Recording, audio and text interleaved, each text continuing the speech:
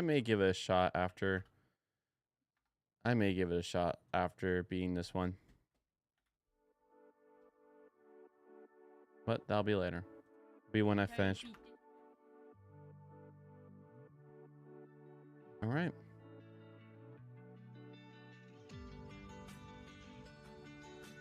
We're going to have to read it again. Oh, wait, yeah.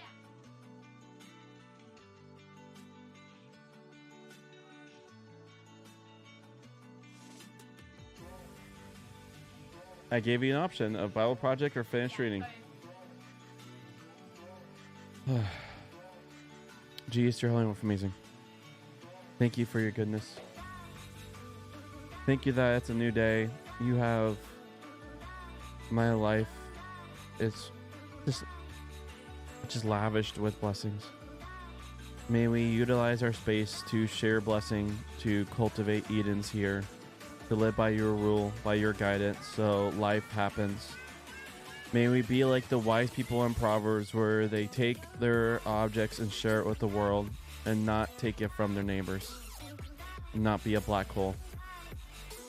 One false name, you're good. Thank you for being the truly human one who is the primo exemplar of what it looks like to share and give. And since you have done it right from the start, and your body is resurrected and you share your power, and we're just conduits of your power, we can live it also.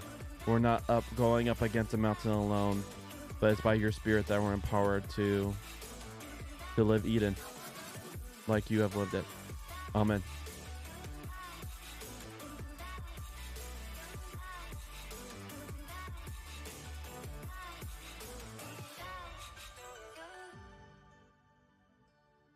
The strong woman and 3 feeble men. Be enlightening the son of Amminam, saying that day, at leaders taking the lead, in Israel at the people offering themselves freely, praise Yahweh. Listen, kings, oh give ear, sovereigns. I myself, I will sing for Yahweh. I will make music for the God of Israel. Yahweh, when you came forth from Seir, when you marched from the region of Edom, earth trembled, yes, heavens poured, yes, clouds poured water, mountains quaked, before Yahweh, the one of Sinai, before Yahweh, the God of Israel. Verse 6 through 18 describe the crisis and pressure Israel is living with until B, as mother in Israel, drove them to take action. The verses celebrate the way different clans came together, though they note that some held back. So remember, B is the lady prophet who like told lightning, dude, come on, get your stuff together. Kings came, then fought. Kings of Canaan fought at Taanach by Megiddo's water. They took no plunder of silver. From the heavens the stars fought from their courses. They fought with Sisera. The Kishon wash up them away. The rushing wash, the Kishon wash. Go on with strength, my soul. Then horses' hooves pounded with the galloping of his mighty one. Curse Muraz, Yahweh's aid, said, utterly cursed its inhabitants. Because he did not come when Yahweh was helping against the warriors. Most blessed of woman, Bijal, wife of Heber the Kenite, most blessed of 10th woman. He asked for water, she gave milk. In the noble's bowl, she presented curds. You know what curds are? It's like fresh cheese. Like, you ever go to Tillamook factory in Tillamook, you could actually get fresh squeaky cheese. Like, they do give samples, but you could also buy a bag. Yeah, it's really good cheese. Yeah, you should ask to go to Tillamook and check out the Tillamook Museum, or check out the Tillamook factory. Yeah, it's by the coast. She put. Maybe we could figure out a day to take a special trip to Tillamook. She put out her hand for the tent peg, her right hand for the workman's hammer. She hammered Sisera, smashed his head, shattered and pierced his temple. Between her feet he bowed down, he fell. He lay between her feet, he bowed down, he fell. When he bowed down, there he fell, destroyed. Through the window, Sisera's mother peered, gazed through the lattice. Why is his chariot taking a long time to come? Why has the noise of his chariots delayed? The wisest of her ladies answer her. Indeed, she gives her reply to herself. They must have found and divided the spoil, a woman to a woman for each man. Spoil of dyed cloths for Sisera, spoil of dyed cloths embroiled, to her embroidered cloths for the necks of a spoil. So may all your enemies perish, Yahweh, but may his friends be like the sun coming out in strength. All right. So this is just these dudes singing. Or actually, yeah, be enlightening.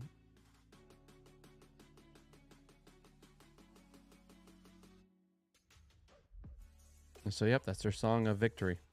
Do it! The other Sunday, we sang the hymn, Come Thou Fount of Every Blessing, whose second verse begins, Here I raise my Ebenezer. I asked if anyone knew what this referred to, and hardly anyone did. The answer is in 1 Samuel chapter 7. So the people of Kiriath Jearim came from the ark of the Lord and took it to Abinadab's house on the hill. They consecrated his son Eleazar to take care of it. Time went by until 20 years had passed since its ark. So let's find the Ebenezer. Can you find the Ebenezer chart?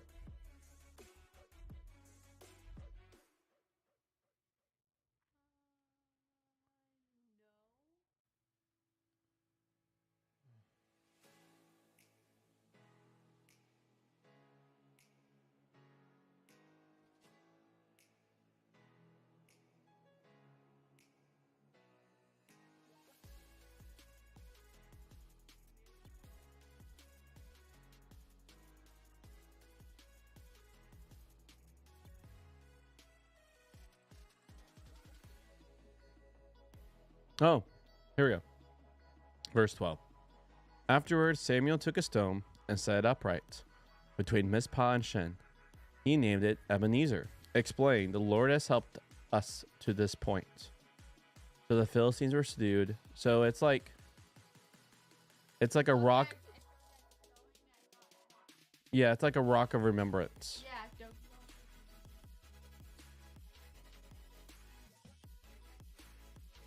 The rock of remembrance. All right. So the other Sunday we sang to him, Come Thou Fount of Every Blessing, whose second verse begins, Here I raise my Ebenezer, which we learned from Samuel. It's the remembrance rock. It's a remembrance rock, yep. That's a I asked if anyone knew what this referred to, and hardly anyone did. The answer is in 1 Samuel chapter 7. I knew the answer to that question. But another recent Sunday we sang the Battle Hymn of the Republic, which includes lines such as, In the beauty of the lilies, Christ was born across the sea. And I have a harder time working out what that means, or holding in my head the combination of imagery that it incorporates. This is the nature of poetry. It takes up imagery that enlivens the poet and that will resonate with people reading the poem and pack it together into a dense whole that requires slow reading. The very power with which it speaks in its own context makes it hard for the poem to have the same impact in another context. There are many aspects of B's poem that are hard to interpret, especially in the middle section, which I have summarized above. And in part, this reflects the simple fact that it is a poem. Maybe aspects of it would have puzzled Israelites readers. They would have had to work hard to understand it. Admittedly, the challenge it presents to a reader are different from those of other Old Testament poems and the prophets in the Psalms. And this may reflect the fact that it is either a very old poem or that it is deliberately written in an old-fashioned style. Either way, for an Israelite, it might be a bit like our reading Shakespeare. But it is no coincidence that as a prophetess, B speaks in poetry. Like Miriam and most of the later prophets, prophecy has to use human words to express profound divine truth. And poetry is the natural form for expressing profound truths. B's poem parallels the Psalms and the later prophets in that it comprises short sentences divided into 2 or 3 parts that correspond to one another or contrast with one another in some way. It also uses a form that has characteristics of older poems in which the second half of a line partially repeats the first before adding something new, almost like the blues. The reason may be the same if the poems are sometimes composed orally. The repetition gives the poet time to compose the next words. Like much of the praise in the Psalms, The praise poem is addressed to human beings, specifically the world's kings, whom the poet challenges to join in recognizing the greatness of God that has been manifested in the events it celebrates. It knows that there is a sense in which God's natural abode is south of Canaan and Sinai. Or rather, Sinai is a portal between earth and heaven. So this is the direction from which God comes to take action in Israel, traveling through Edomite territory. The language of earth's trembling and heaven's pouring rain may indicate that Israel's victory involved rain clogging the enemy's chariots. The battle takes place in the plain between the mountain of Ephraim and the mountains of Galilee, near the big Canaanite cities of Megiddo and Tanak. The Kishon Wash or Wadi runs there. It is usually just a stream, but it could become more of a torrent after sudden rain. On the other hand, the talk of the stars also fighting reminds us not to be too prosaic in interpreting the poetic images. The poem also gives distinctive testimony to the importance of the human being's action. This victory was not just like that at the Red Sea or at Jericho, when people just watched God act. Paradoxically, despite the fact that the situation seems hopeless and there seemed no way the Israelites could do anything about their oppression, but he had summoned them to take action because God was going to give them an impossible victory. While God did so, the victory depended on the clans offering themselves and God working through and with them to do something supernaturally extraordinary. Thus, the poem is scathing about clans that held back. Most of all, it lauds the achievements of Jal in doing away with the enemy general. That is how God's enemies deserve to be dealt with, B finally notes.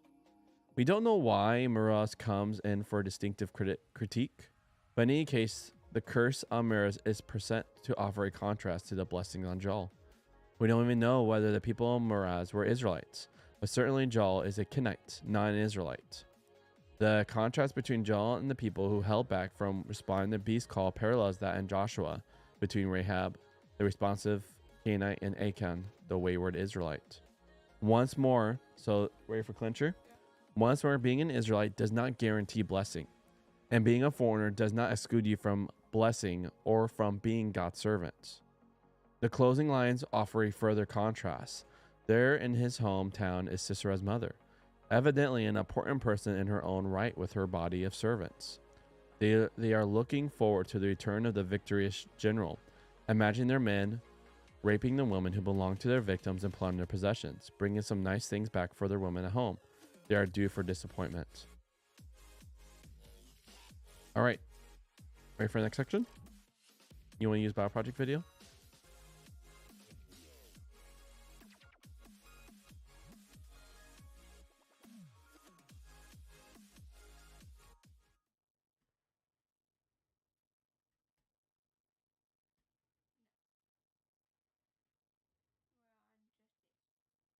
This one's really good. I like this one.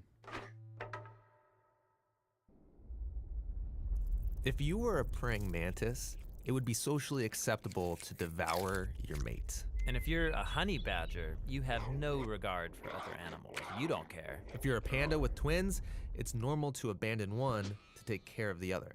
But if humans do any of these things, we would call it wrong, unfair, or unjust. Yeah, why is that? Why do humans care so much about justice? Well, the Bible has a fascinating response to that question. On page 1, humans are set apart from all other creatures as the image of God. Yeah, God's representatives who rule the world by his definition of good and evil. And this identity, it's the bedrock of the Bible's view of justice. All humans are equal before God and have the right to be treated with dignity and fairness no matter who you are. And that would be nice if we all did that. But we know how the world really works. And the Bible addresses that too. It shows how we are constantly redefining good and evil to our own advantage at the expense of others. Yeah, self-preservation. And the weaker someone is, the easier it is to take advantage of them. And so in the biblical story, we see this happening on a personal level, but also in families, and then in communities, and in whole civilizations that create injustice, especially towards the vulnerable. But the story doesn't end there.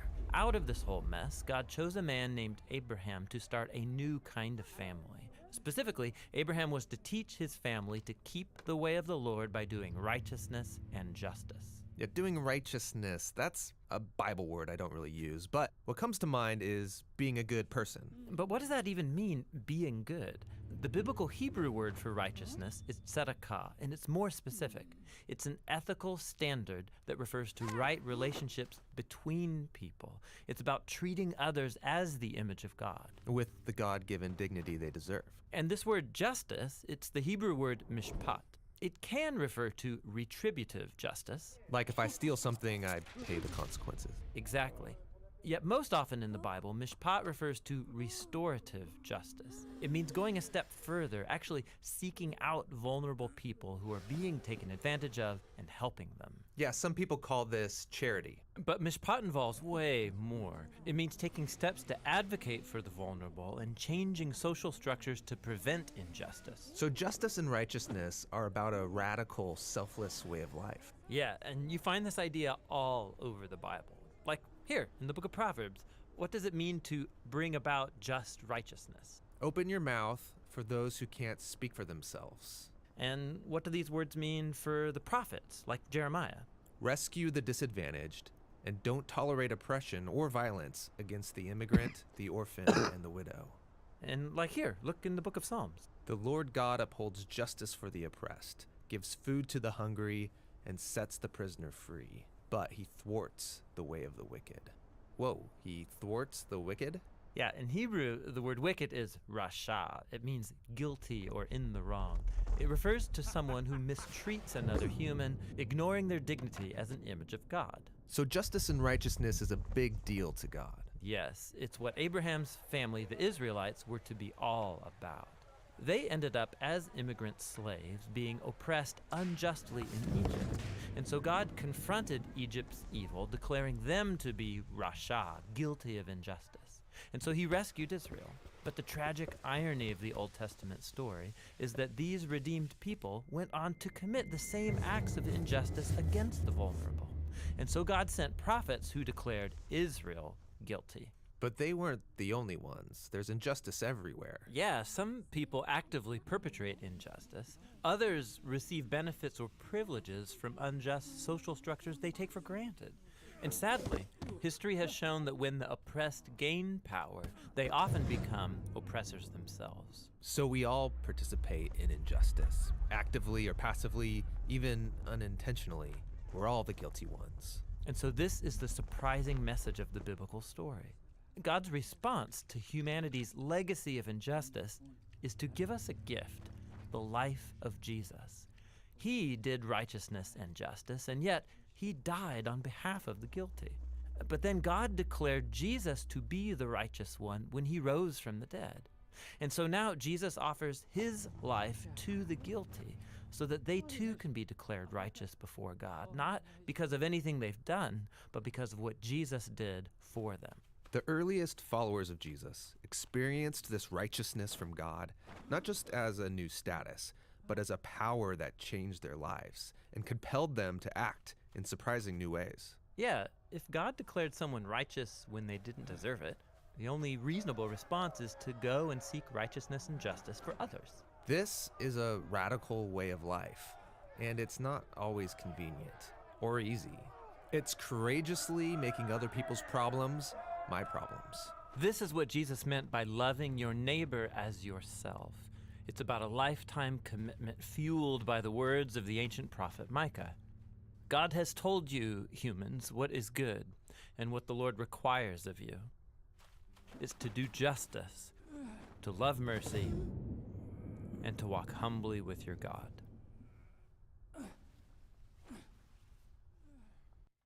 Man, it gets me all teary every time. So good.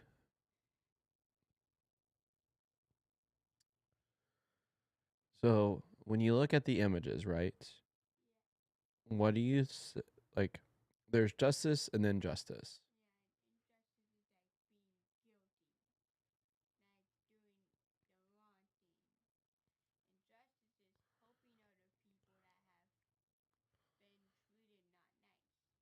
So it's making purposely seeing first they're made in the image of God. They have the utmost value. And so And so it's intentionally stepping out. Yeah, and making the making you saw those pillars, intentionally trying to do everything you can to make them equal. All right, friend, we can start.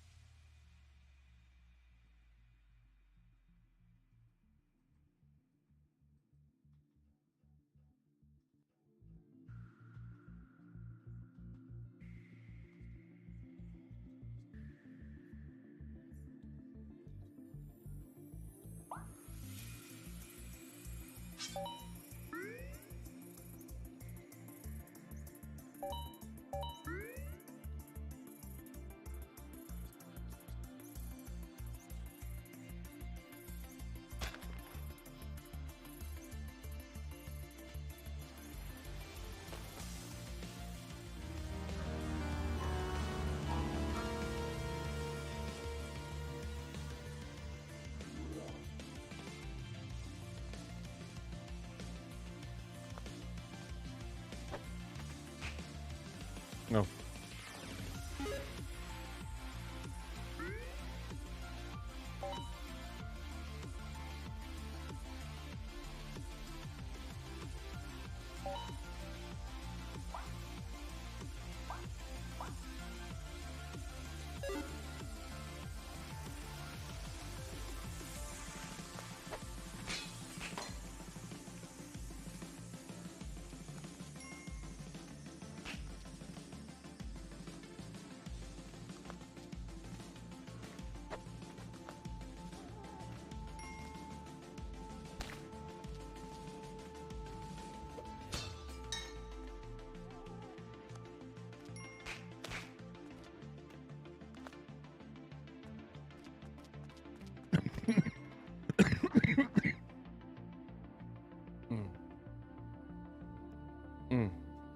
Sorry, guys.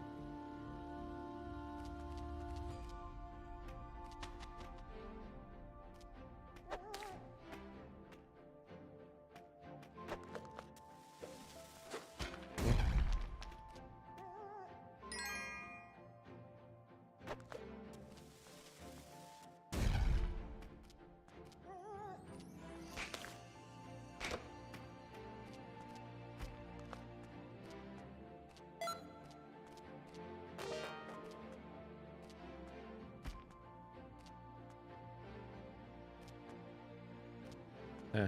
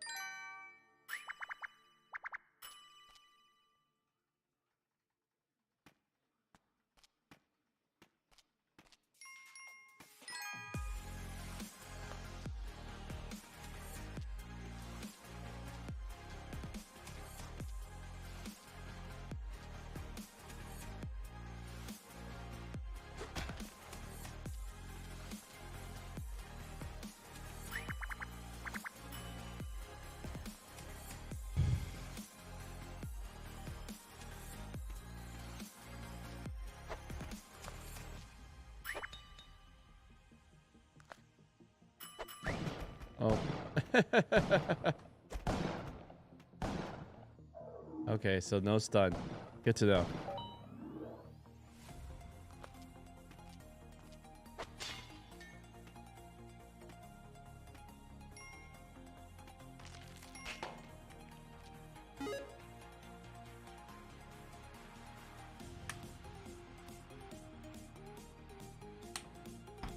That's better.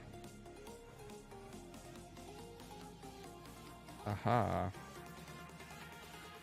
Yo, what's going on?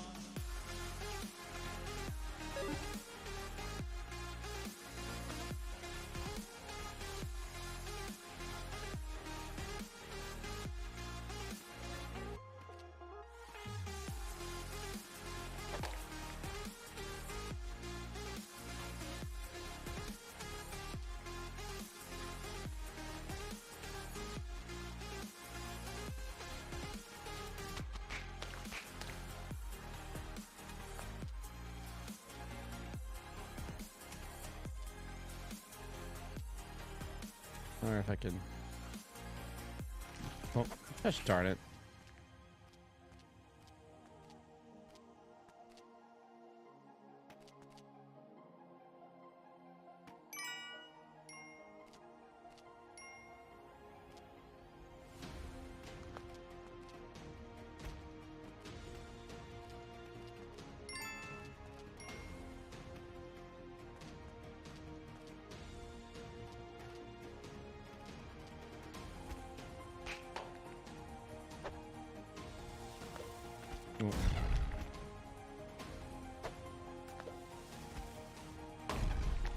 Oh, I was hoping I'll blow that up.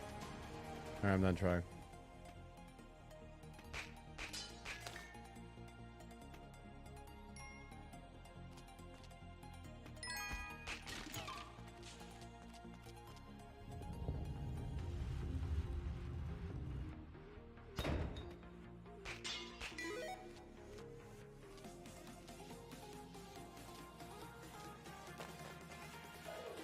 Yo, what's going on?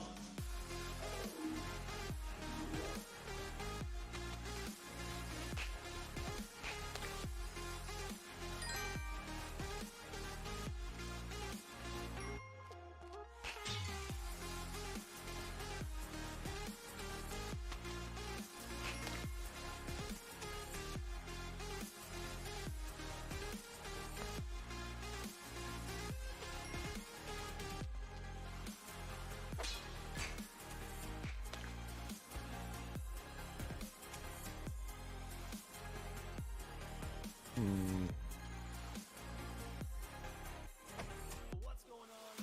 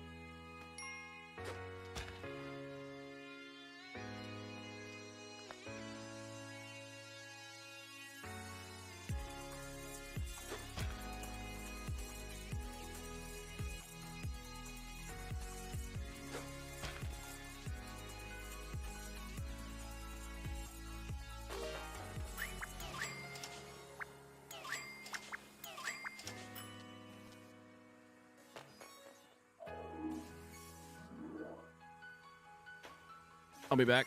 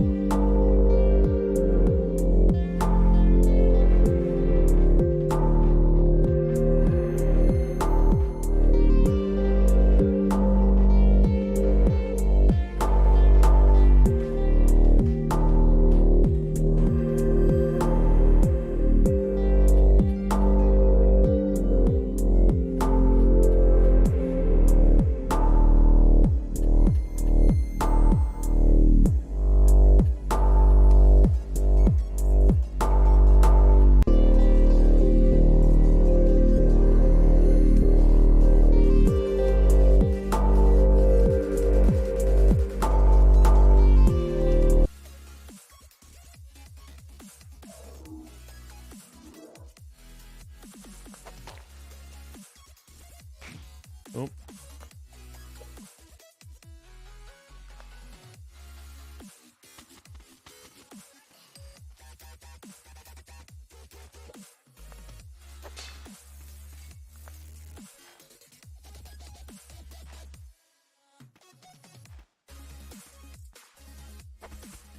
No.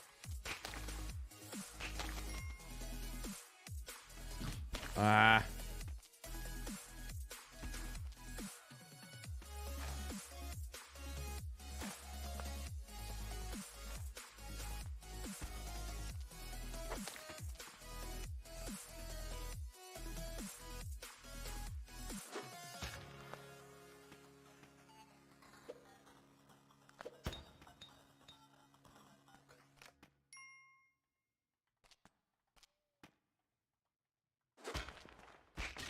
Yes, bombs.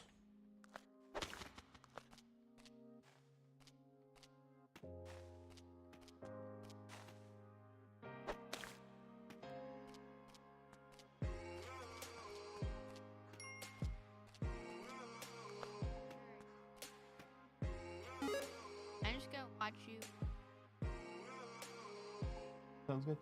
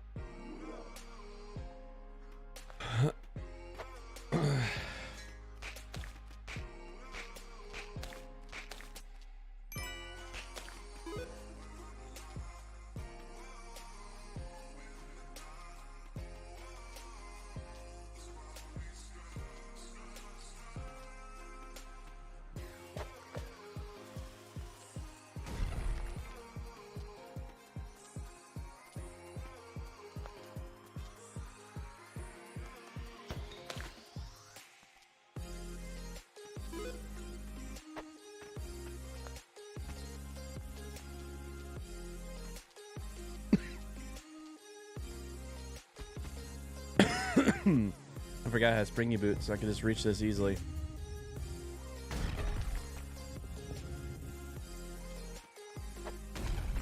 Oh. Oopsies. Oh, that's it? Well, that's all that is in this corner?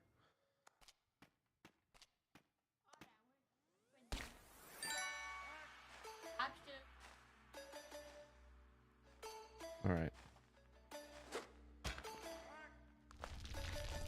Let's see if I can...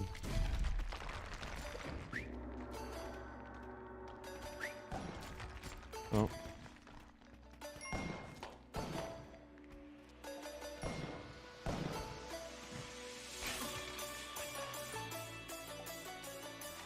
Oh, there we go.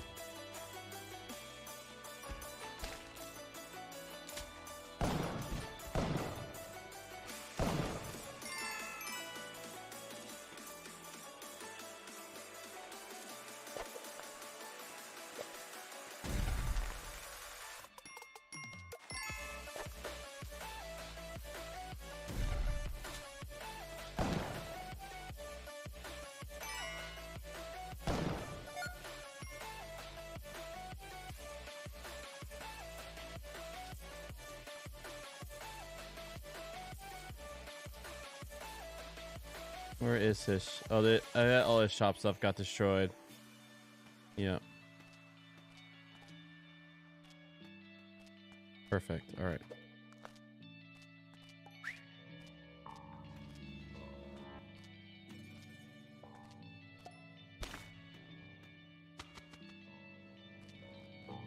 Yeah, we're just going to go.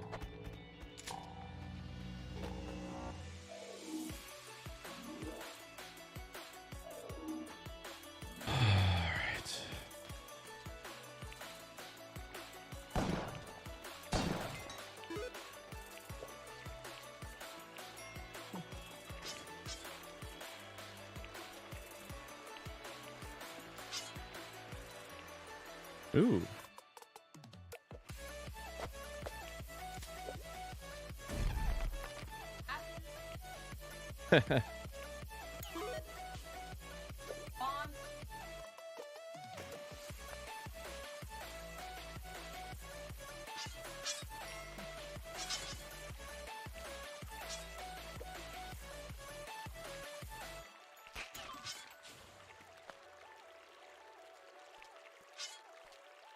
Come on.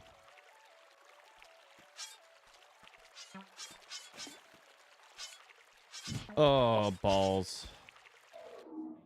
Yeah, I should just blew him up. I don't know why. Like, I always forget that's a thing. You know, just Kambooie them. Like,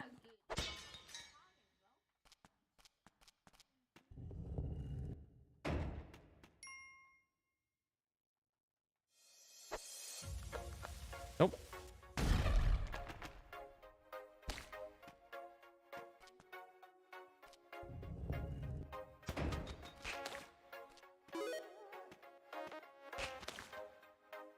Come on. Another one?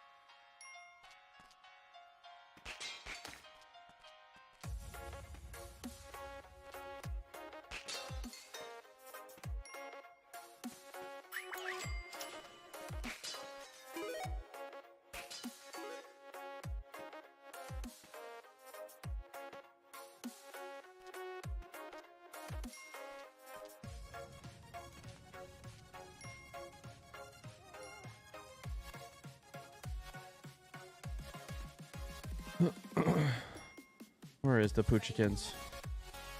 There is the Poochikins. Righty.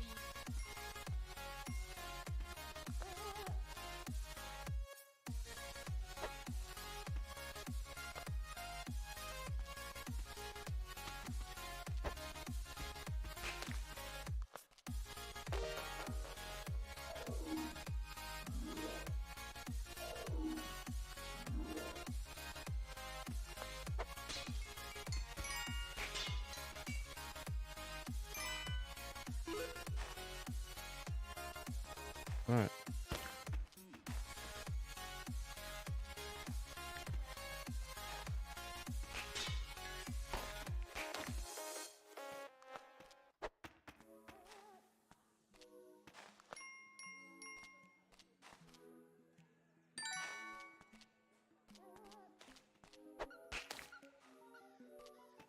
Gosh darn it. Need that.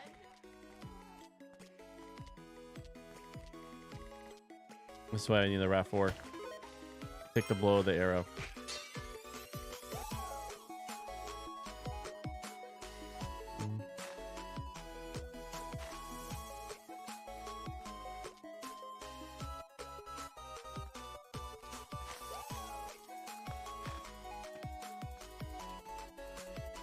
Nope. Oh gosh.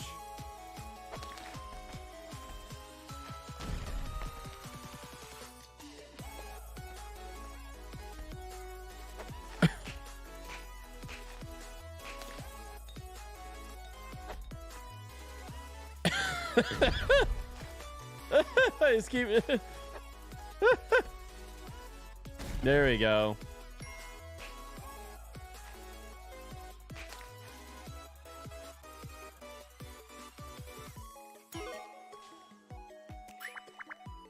Well, there he is. Get that.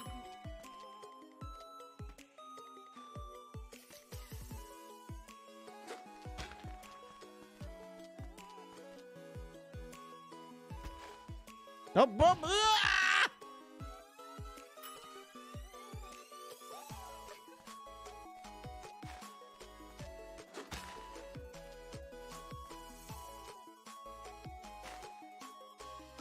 Okay, he is down there. We have to determine this.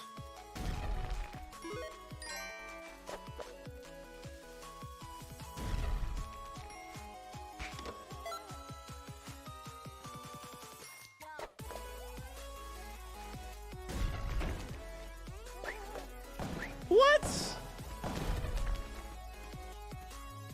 That is serious? No way. How was that terrorist work?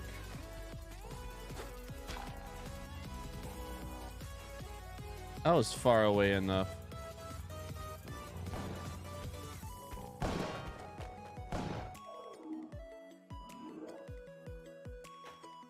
Okay. But you will, if you eat the chips, you'll need to wash your hands.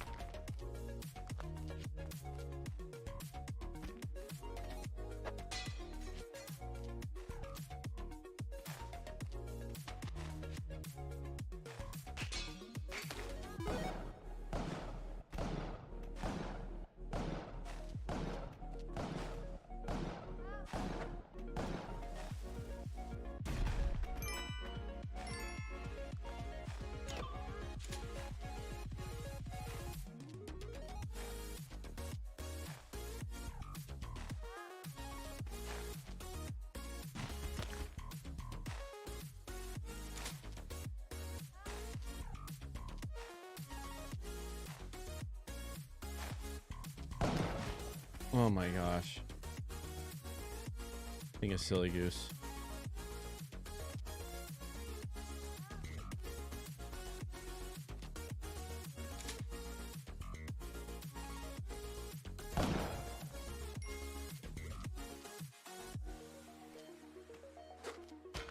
And make a bomb trail.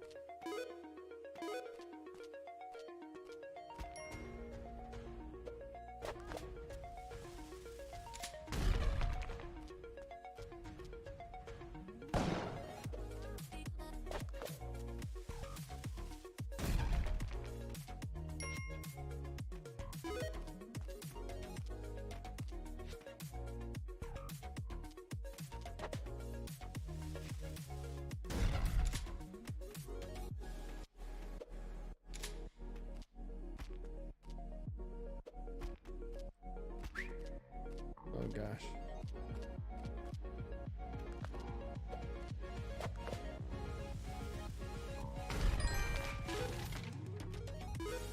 Not what I wanted.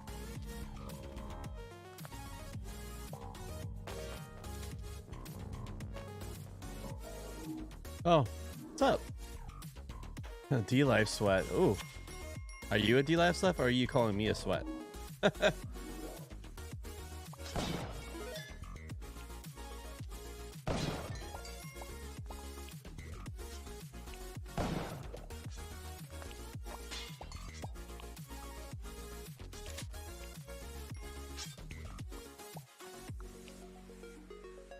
Oh, there he is. He got to the trigger before me. Should have used bombs! Yeah, Corey. It's like bombs are the answer for everything in this game, and I just see you start embracing it.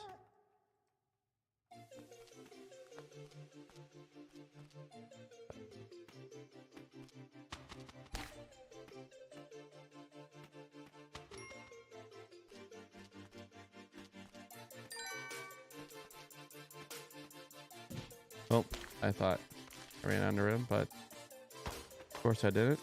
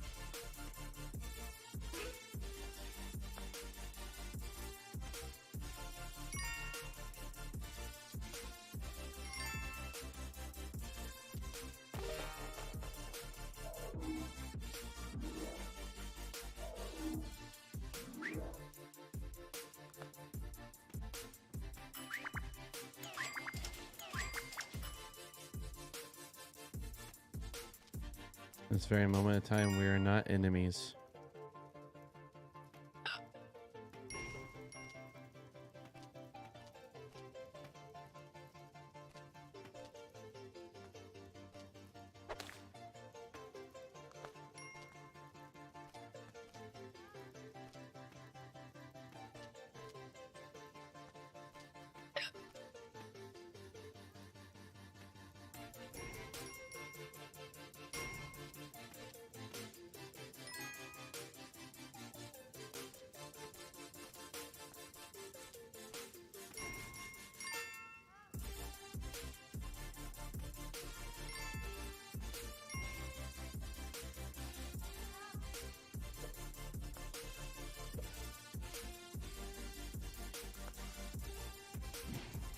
Oh, that hurt her?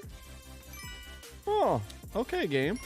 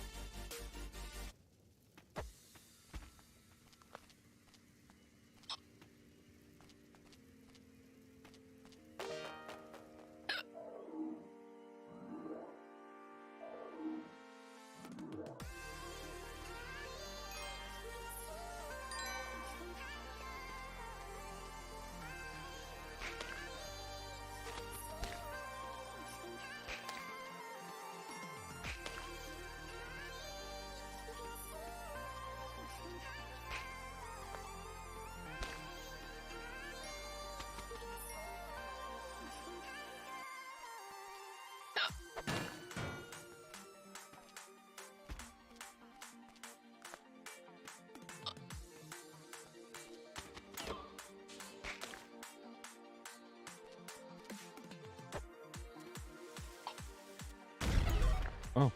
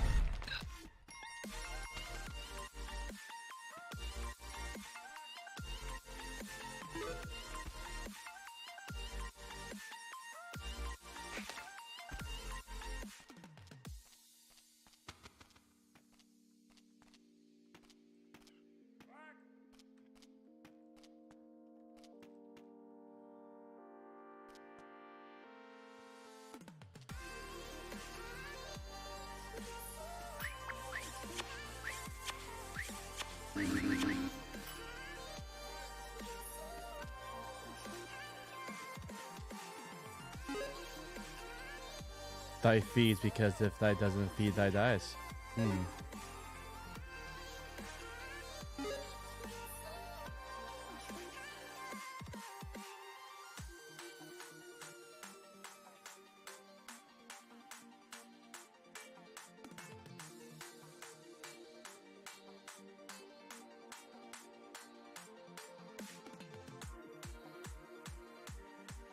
So you feel the feed, and so you fear death. So you keep feeding, because death is ever slowly approaching. Hmm.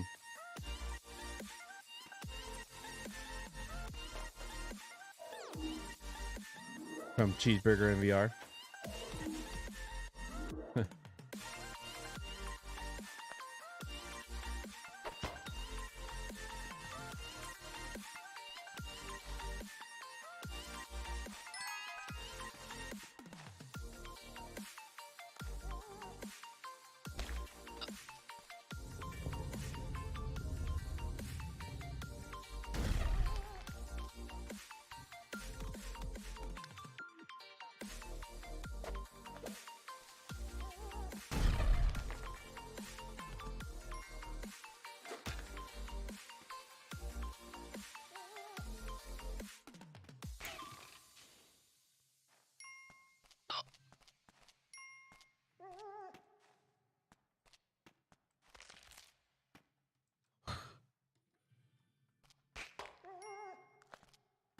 Sorry, Poochikins.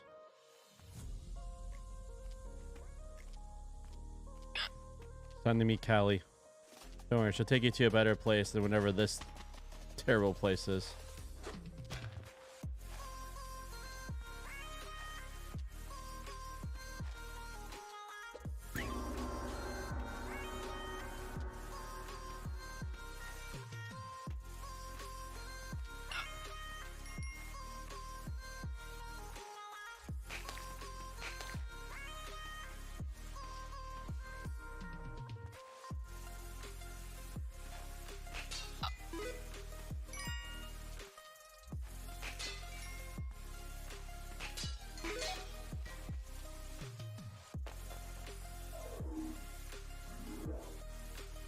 Oh.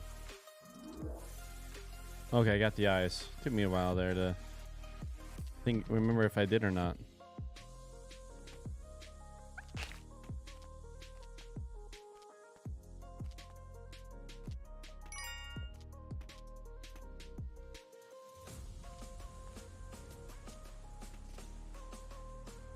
Ooh, there's a box there. See if we can do this right.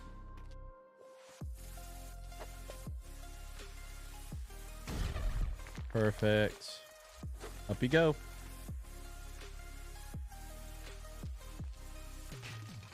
Ah. Sure, I'll take it.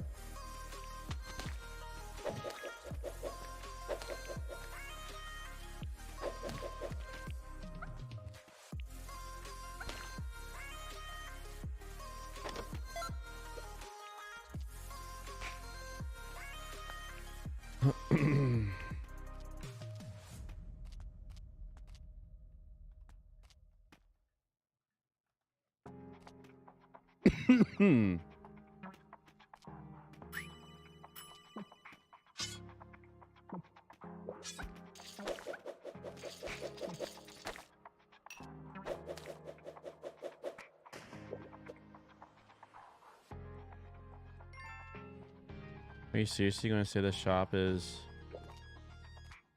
Okay. Over here? No, dash sorry, I'm a silly goose.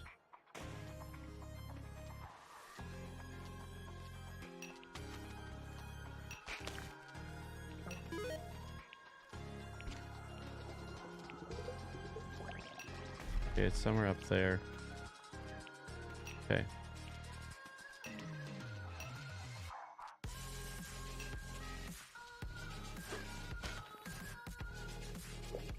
I'm going up there.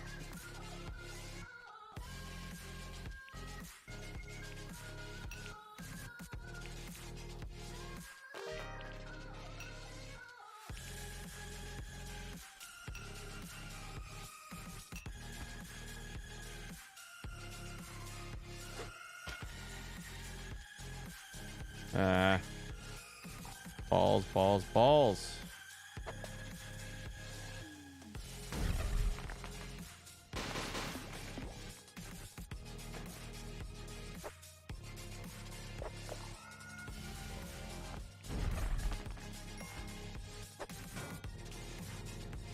Oh man. All right.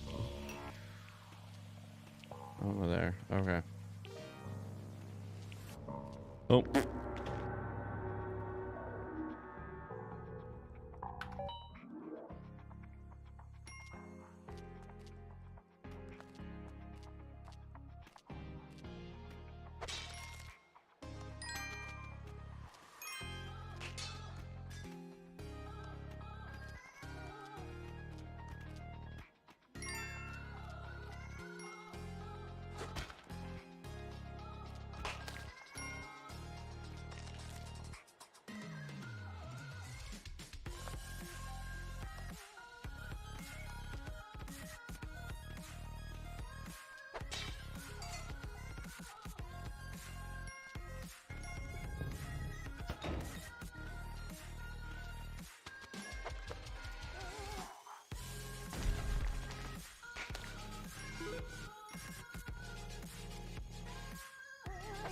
Oh, Dash Giant's gonna blow him up. Sorry, Poochikins. Got a little too close to you.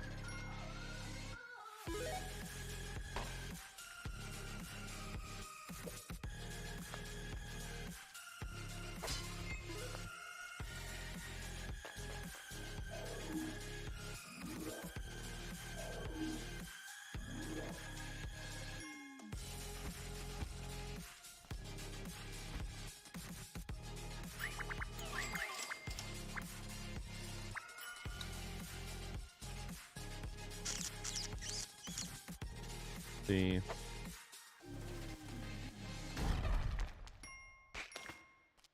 There we go. His web is pretty strong.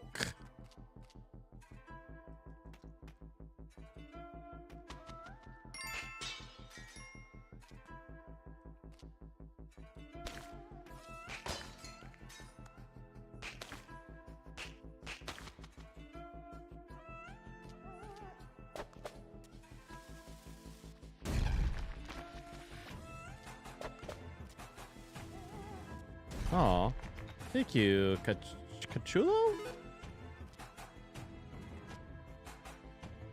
All right, you Poochikins.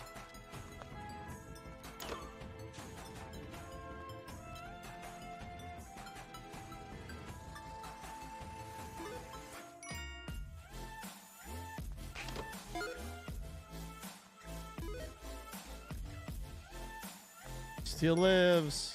What a durable Poochikin.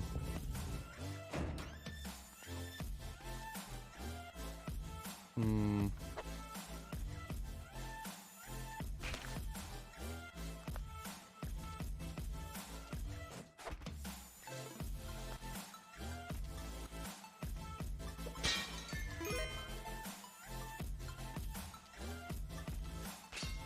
Oh, good thing nothing was bad in that pot.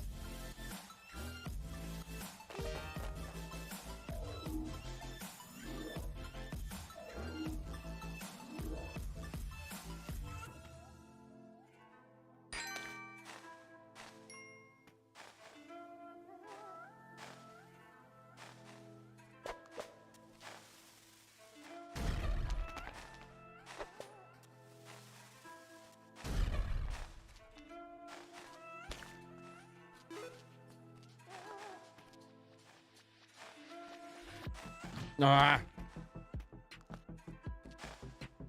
Oh, my Lanta. Well, that works, I guess.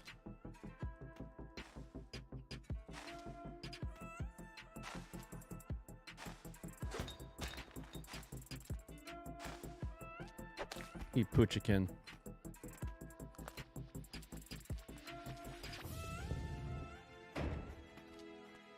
Wait.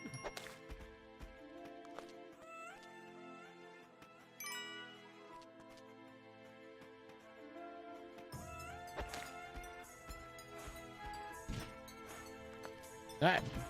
Sorry, dog. I meant to pick up this. Ah! I have to pick you up. All right. Oh, okay. So it's an. At this point, it's a reasonable rat. Thank you.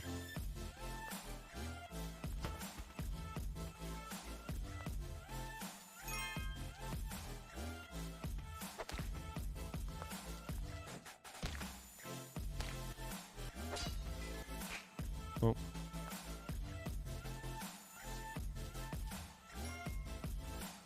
Oh.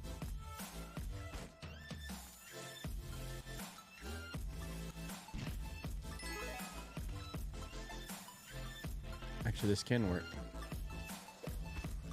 Oop. There we go.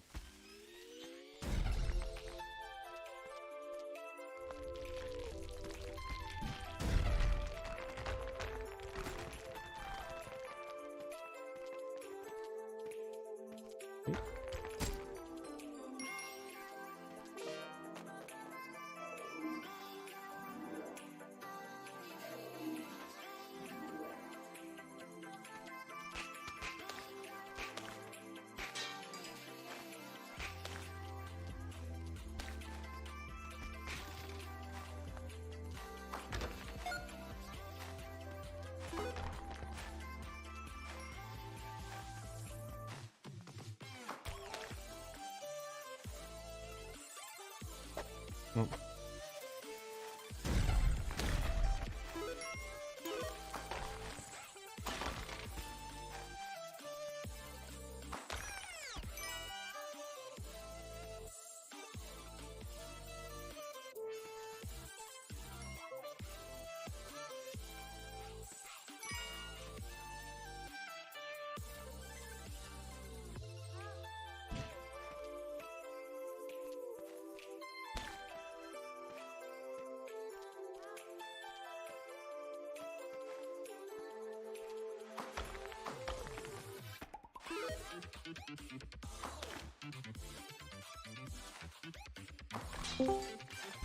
Oh.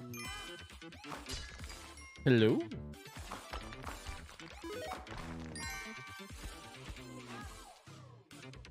Right. Hey, Logan.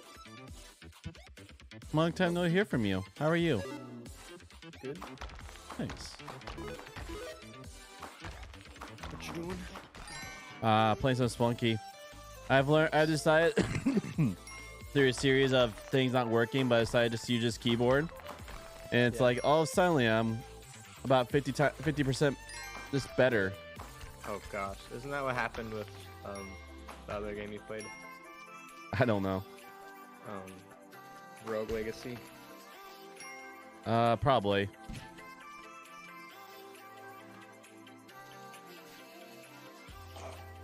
I remember you were like, keyboard's way better with Rogue Legacy.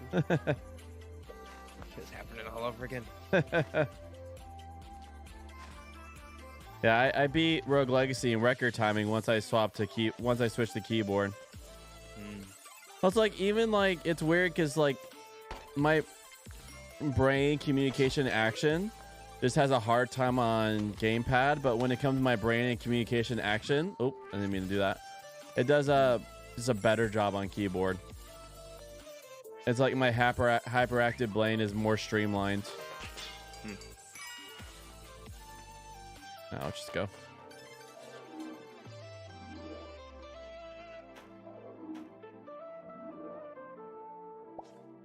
Whee! Ah! Oh. Oh. Oh, what? I wasn't that close. Doesn't mean this game is still not hard.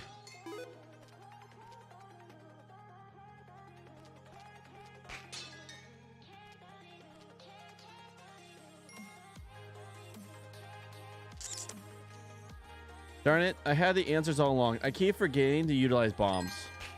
They're like the answer of everything in this game. If you have a problem in your way, any monster, just utilize bombs. But with any limited resource, I'm always super stingy, even when I have like 100 of them. Yeah.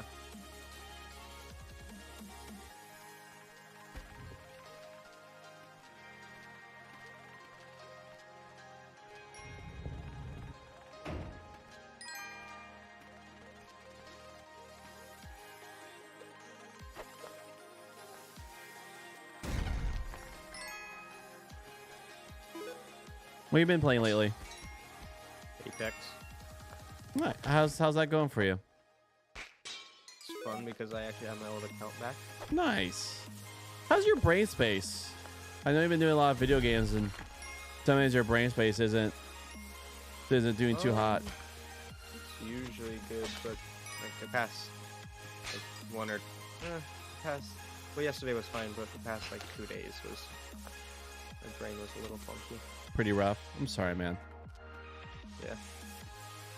I understand that. But I usually just take I mean I try not to play like I'll get really addicted to this game, so I'll try not to play too much. But Mm-hmm. like to actually learn something new, whatever. Mm-hmm. Justin's telling me there's a Final Fantasy crossover. And so he's like, now you have a reason to play Apex. That'll be on January like 6th. Okay, so next year. So Yeah. I mean, I want to get really good at a battle royale. Haven't had that besides Fortnite, which I don't think Fortnite really counts. Yeah, this game is definitely something hard to get good at. Yeah. So it's practice. Especially in I haven't really done practice mode, I just play like the battle royale mode Mm-hmm. usually. But, yeah.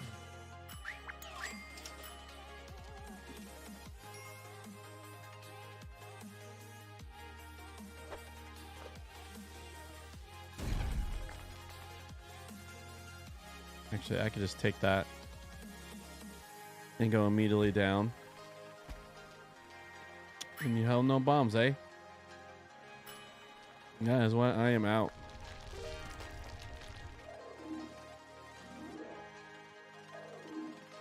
Maybe next year I'll do a long set of Apex with you if you're down, like on my Tuesdays and Thursdays. Be down. Actually, go get good at a battle royale. It's actually really fun playing Apex with squad members.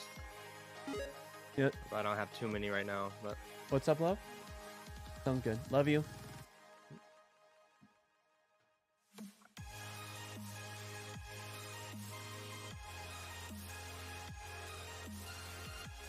Like squad members mean people you know, or like you play squads? yeah. Well, Apex is only squad. There's no solo mode. Just Mm. weird.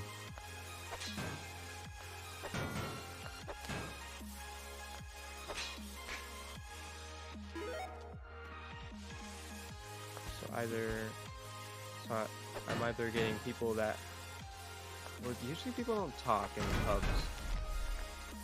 You know what's interesting is like everyone's been asking for like squad, solo and Apex Legend, like as always being asked, but it's like secretly they know how much social animals we are.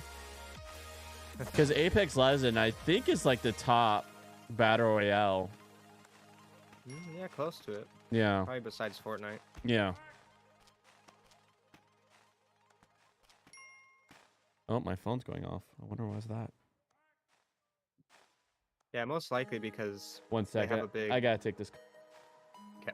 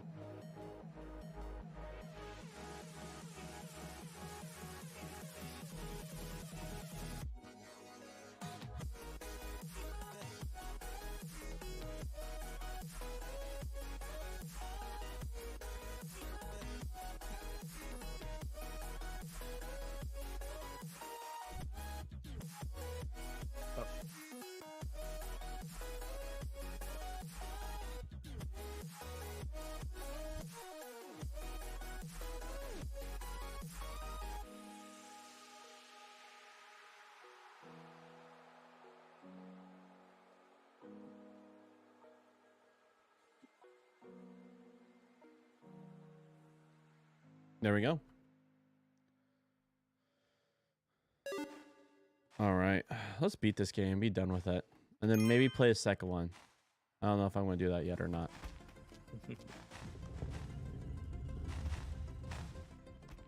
All right. Boop. Oh, meh.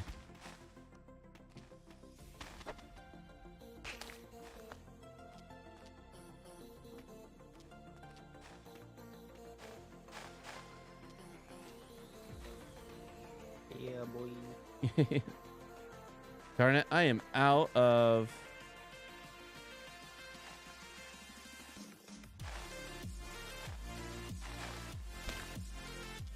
out of bombs.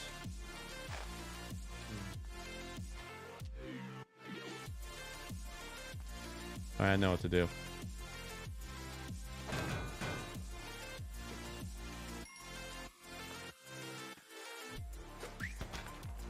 I gotta go. The ghost is trailing behind me. Why not? I'll take an arrow with me in the next area.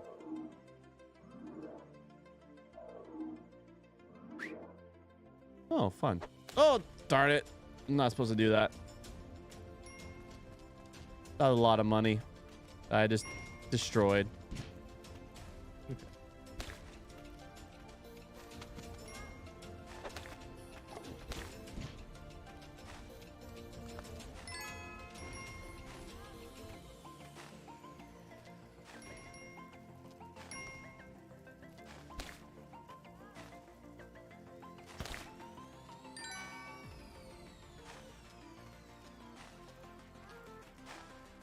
Die. Oh, man.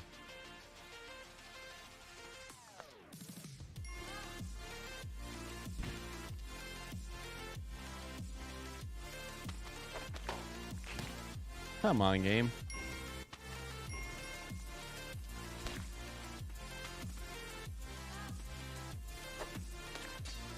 Gosh darn it. There's a second Splunky. Mm-hmm. Nice. Supposedly it's better because it has a lot more responsive controls. There's better controls, things like that. But the secret ending, I guess, is a lot more cryptic than it is in the first one.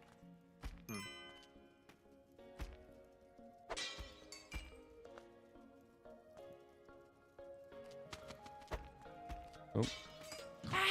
Gosh darn it. Doing everything wrong right now. What?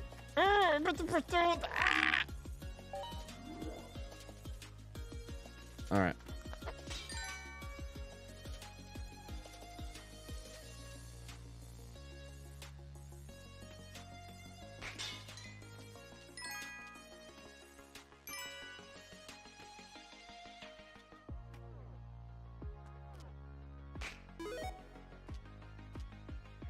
Oh. Oh.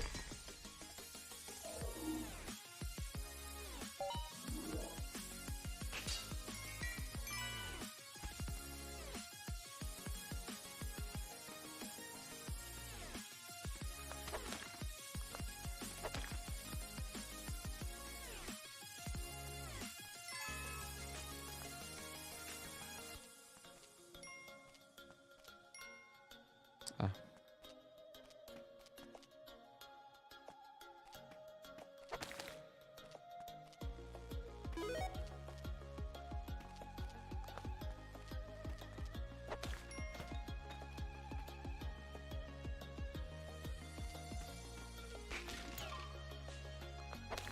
That's a great find.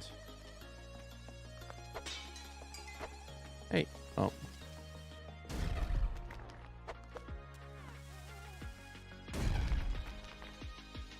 Why am I doing that? I'm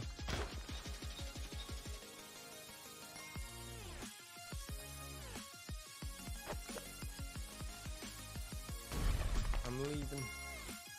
You're leaving? No. Ah. Darn it. I'm out of bombs.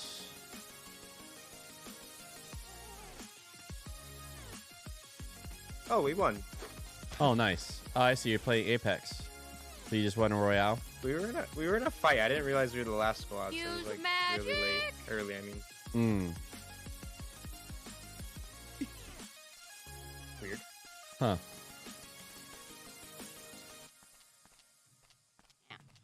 It's too easy of a win. This car was just too good.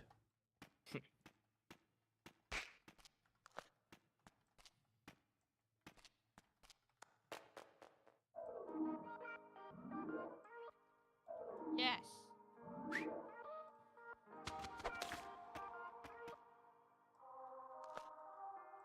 Victory.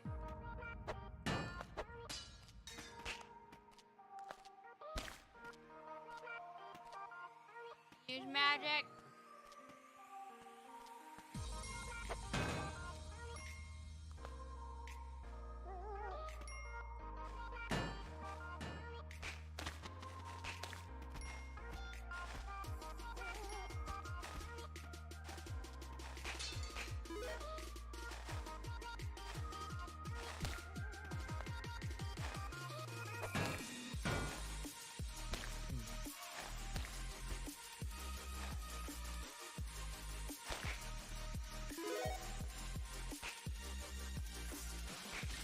Oh, yes. 12 bombs. That's what I'm talking about.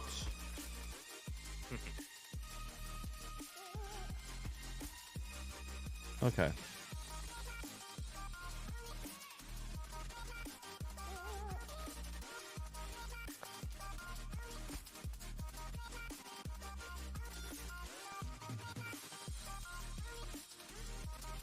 Like, climbing gloves are great, but they've like, they're also like make it uniquely hard because you literally just grab any wall pixels around you.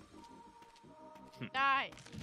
Oh my gosh, I wasn't paying attention. Just ran to a skelly. No, you can focus.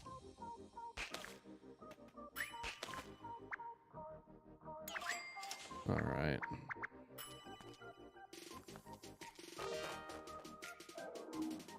All right, I got 24 bombs. I can use them, Corey. If you're on a pickle, don't chance it. Just use the bomb.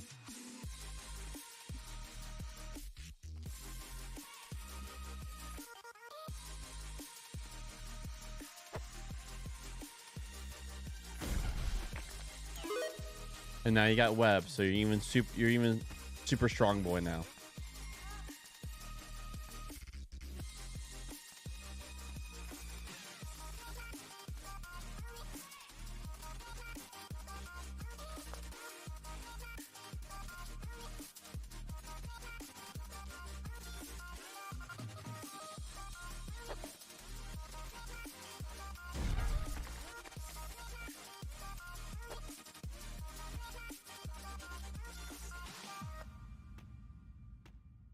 Ooh.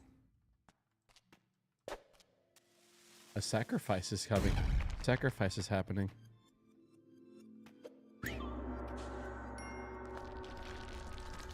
Oh gosh, darn it! Mistakes were made! No!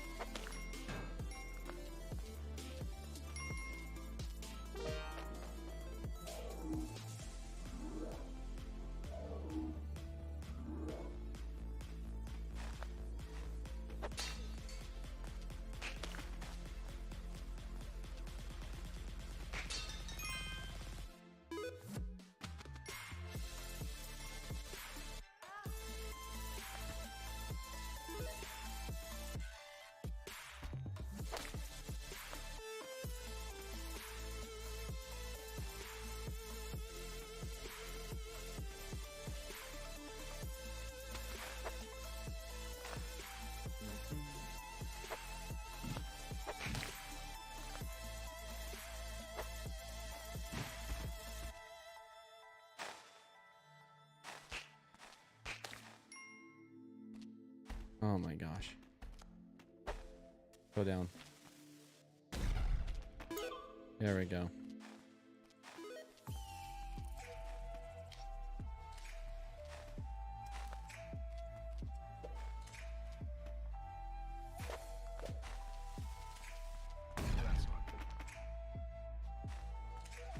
Wow.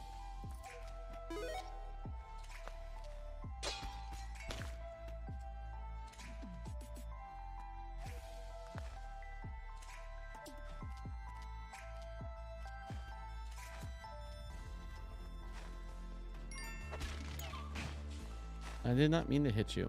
It.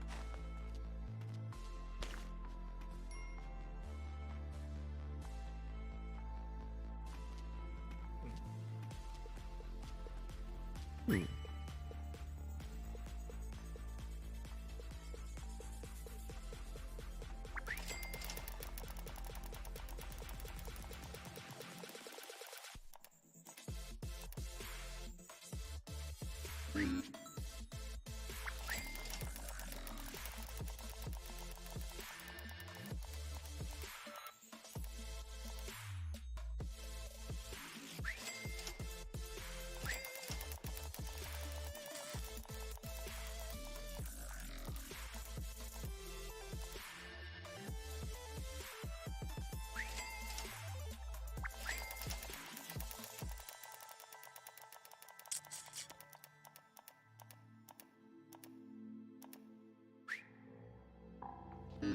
No, I gotta go.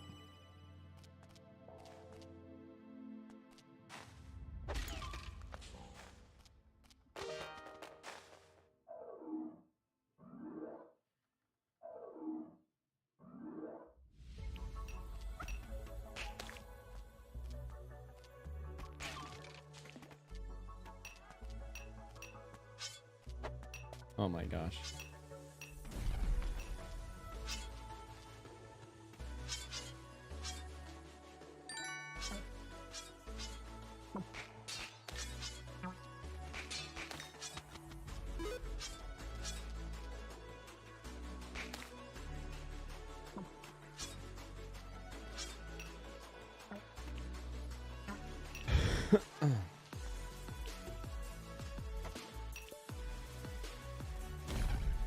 Come on.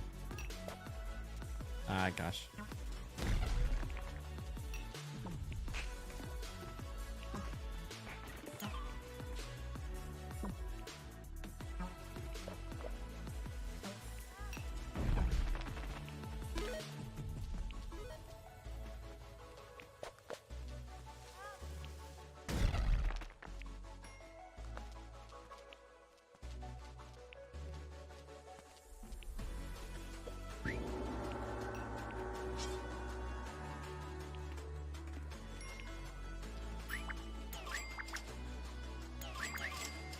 I already have that.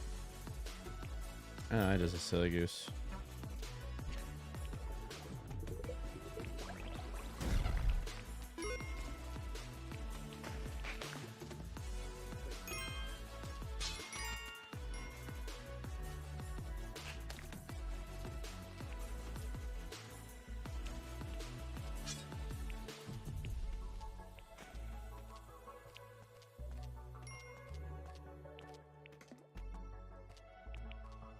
Yeah.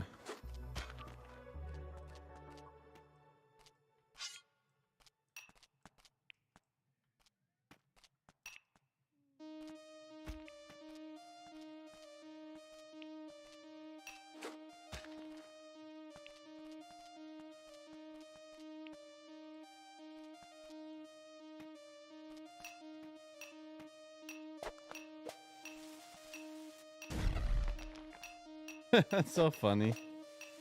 Secret room's literally right next to spawn. Sneaky. All right, I got the bombs. Let me just actually get more bombs before I. Ooh, that jetpack will be mine.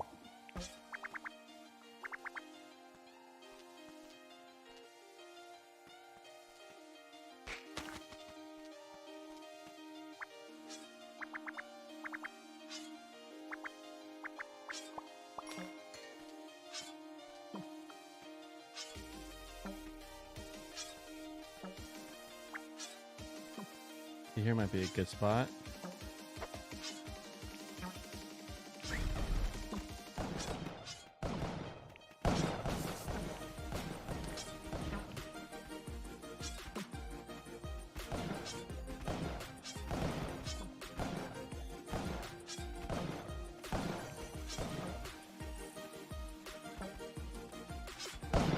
Ooh.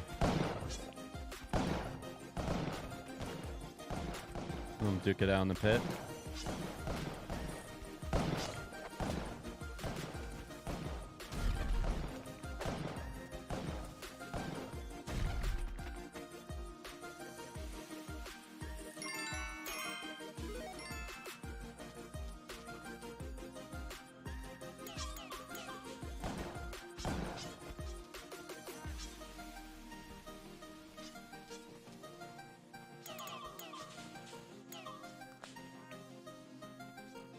All right, let's save.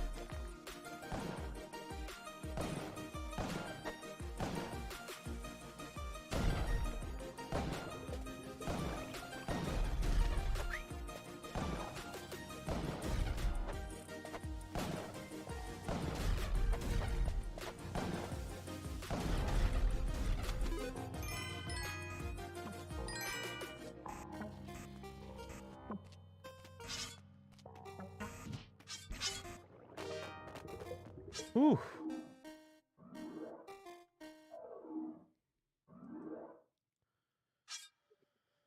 Oh.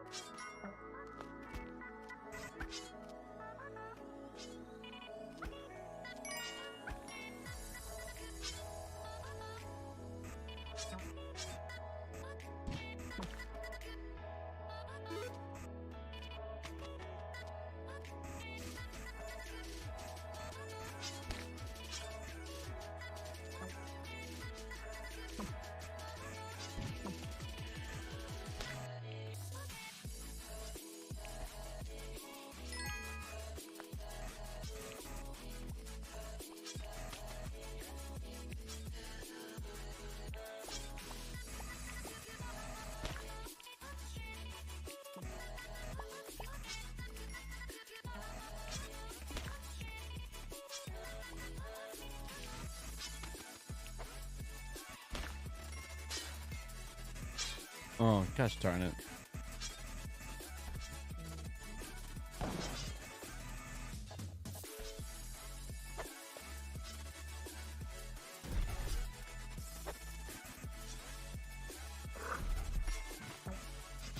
Want to do some Elden Ring in a little bit?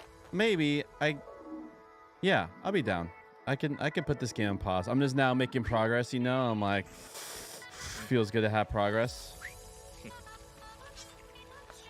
We don't have to if you don't want to. I also want to do that. I'm at a dilemma. That's what it really is.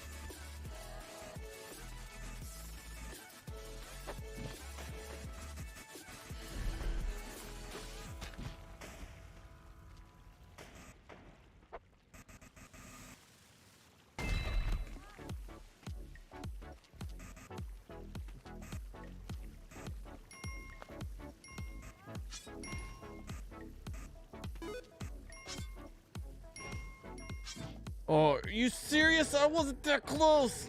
Oh!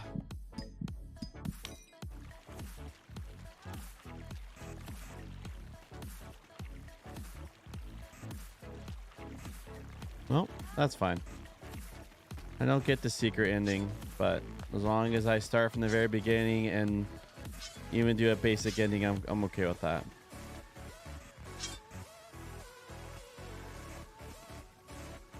Basic.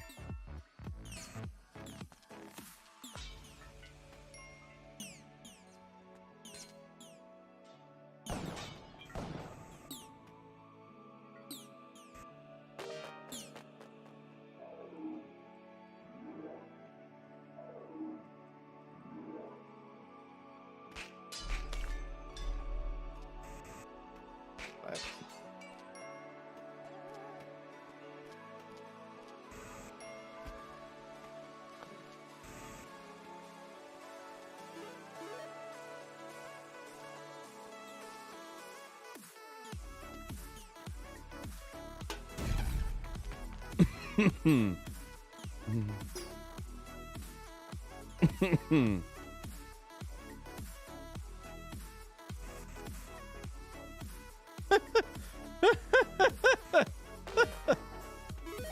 And so in the ice caves, it's pretty much there's a bottomless pit below you.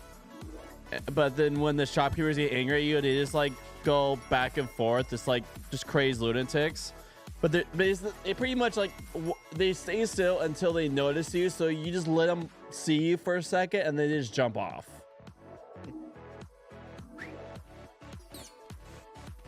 Oh, interesting.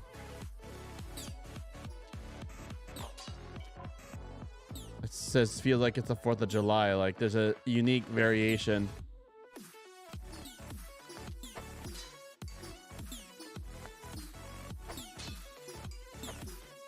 All right, please go boom. Thank you.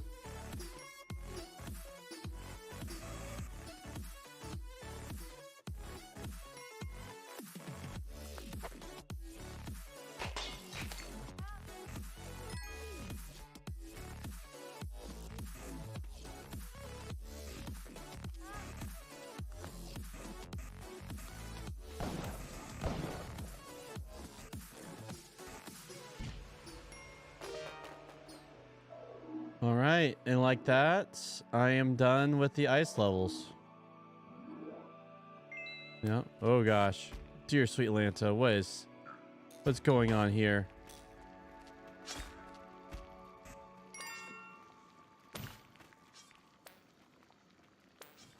Does that go through? Oh, dudes. Oh my Lanta, that goes through walls.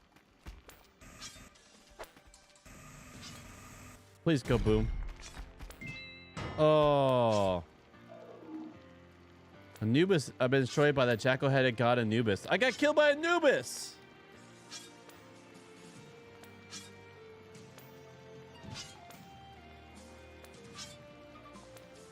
That is interesting. All right, Char, we're out of time. We have to go through step. I'm gonna go use the restroom, and after that, we gotta obviously go through step.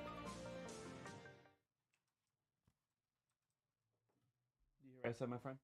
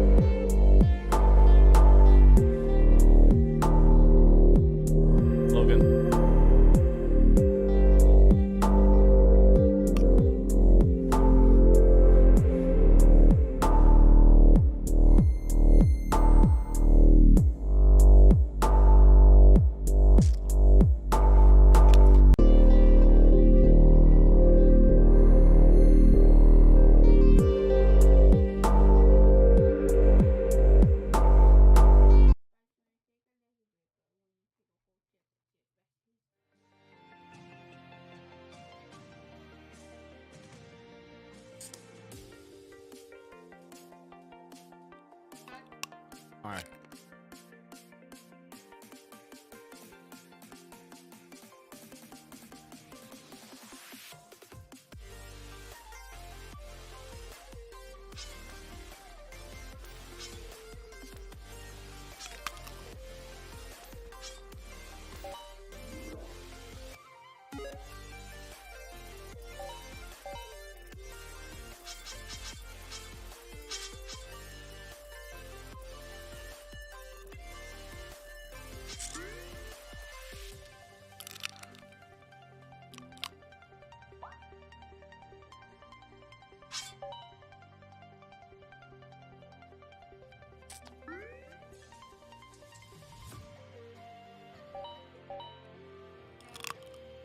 Oh, well, I was talking about doing Elden, but he's not on right now. He's not responding. So when he responds, I'll switch over to Elden.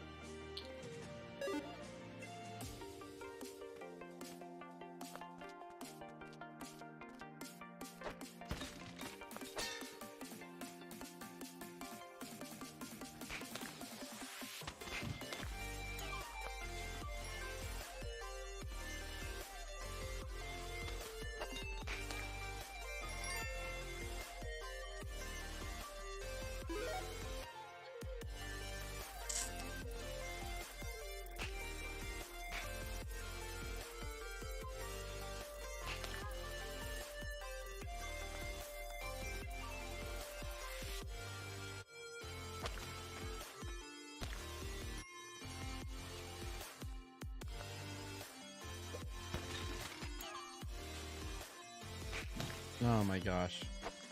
Overcommitting on the jumps.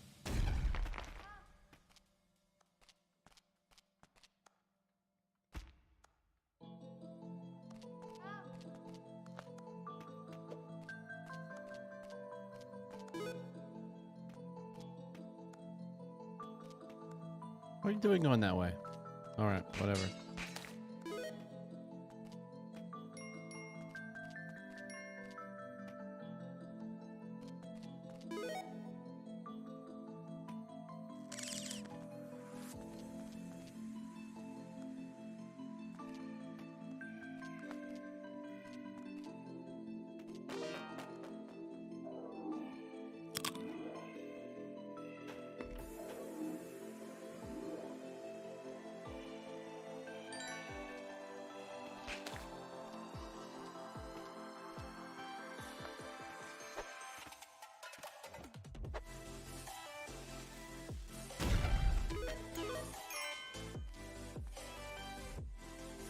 Huh? No. No, that's not target. That's do suicides.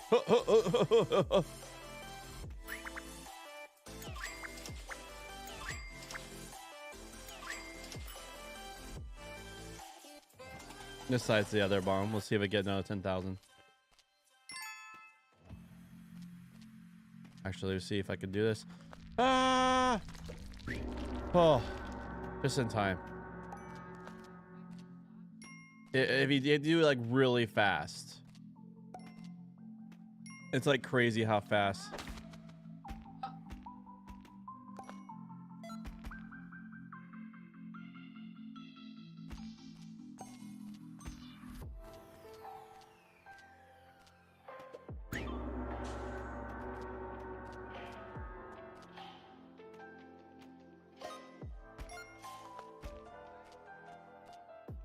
Hmm.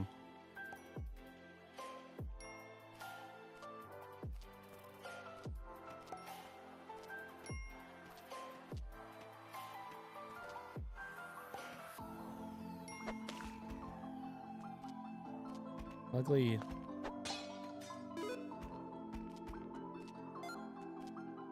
Hi.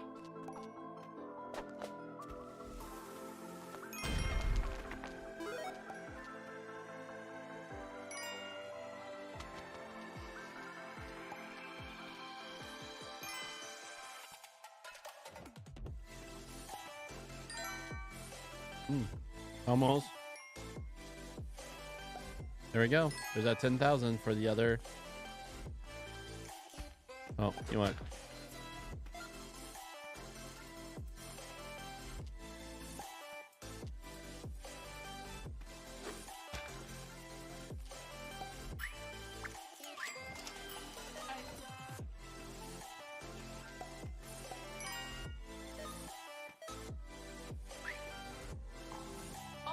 Oh, Oh gosh. Can't get too greedy. My greed almost got me there.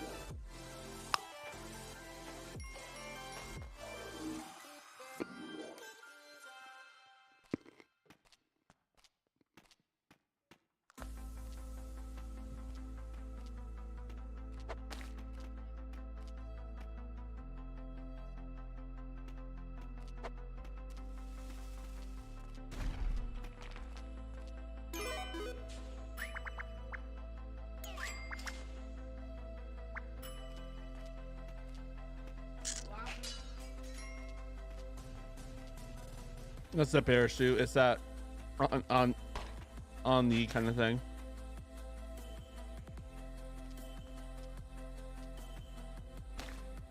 Is the parachute only it's you can only have one and it only activates once.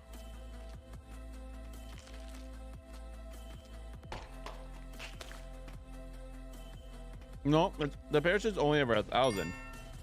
Oh my gosh.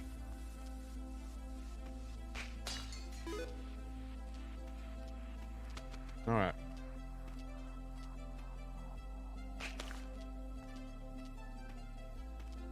Where's the sacrifice?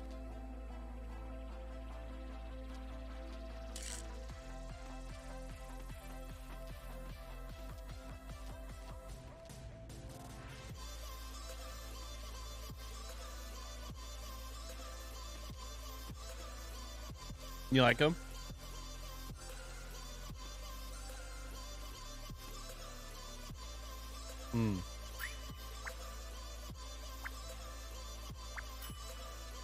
I have enough for that. Oh, 8,000. Nope, don't have enough. All right, let's go.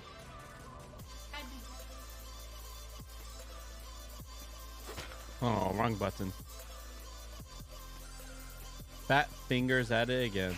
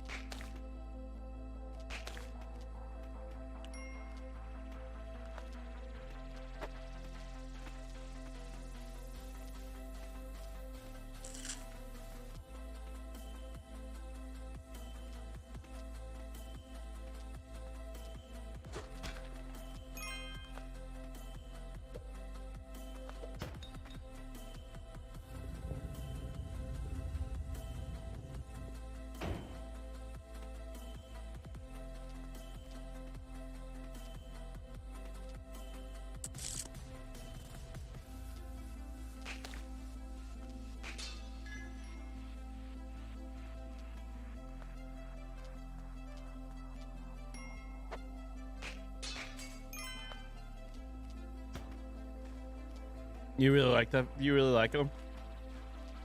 You're surprised how much you like them?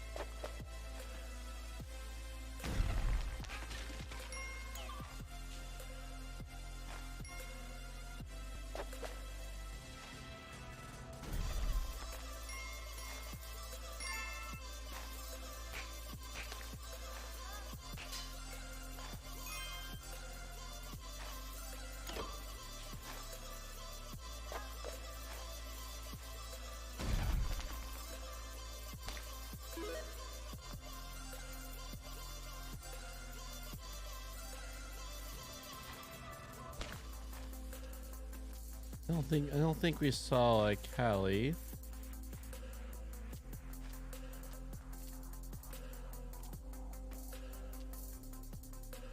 I don't think we saw a sacrifice on this floor, so alright.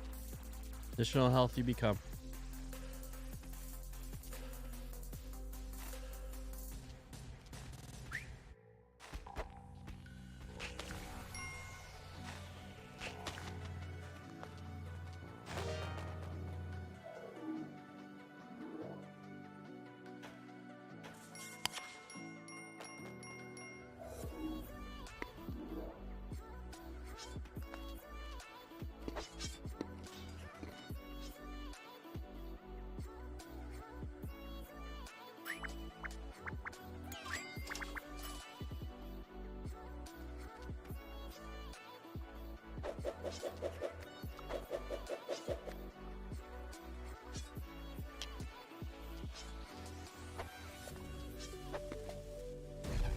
Oh my god.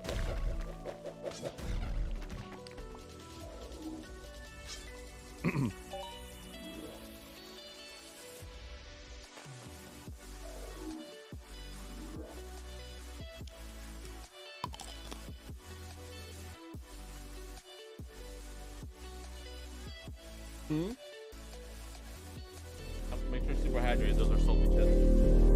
Nice.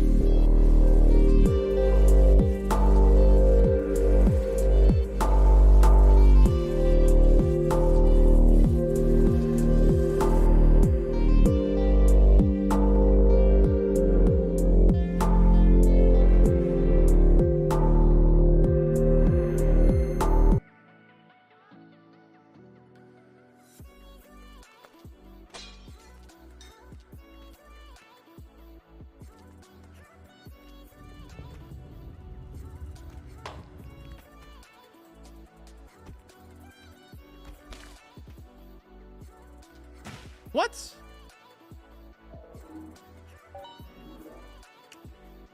No. Because you just can't hang from rocks over spikes.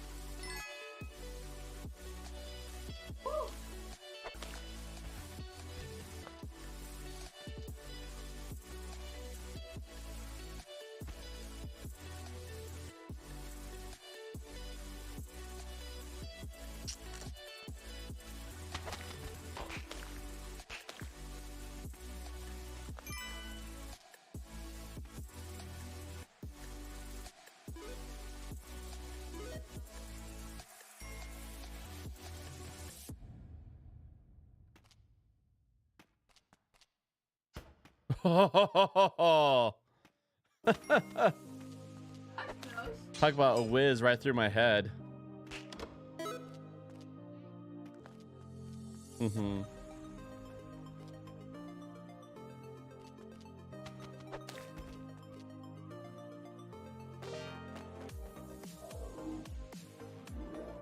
Well, since you're watching, I think I've had those.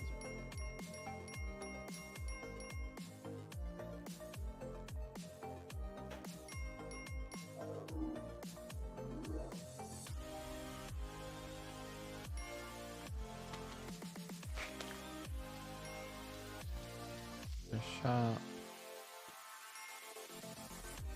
Yeah.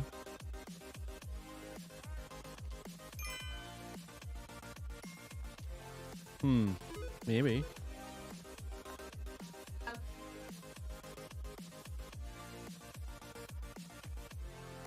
Mm-hmm.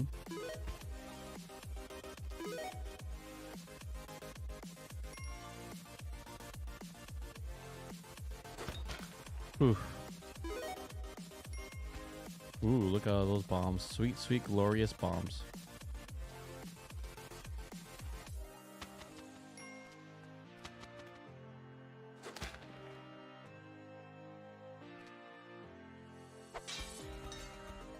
And you'll be fine.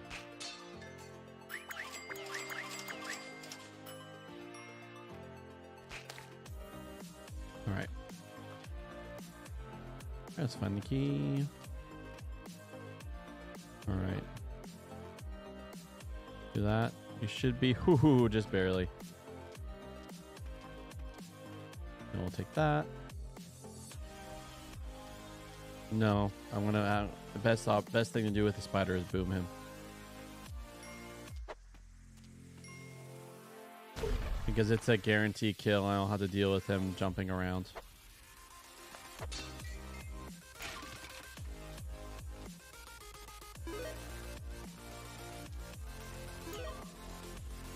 Boomers, there you go.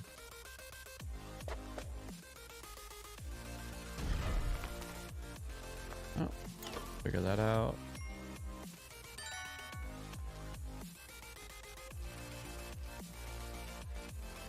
Yep.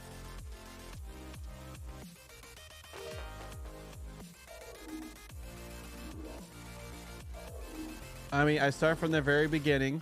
If I get the secret ending, awesome. If I don't, cool. Whatever. But I start from the very beginning. You have to get the anklet at the black market. No, you're not worth it. If... Well, sure, I'll buy you. Silly goose.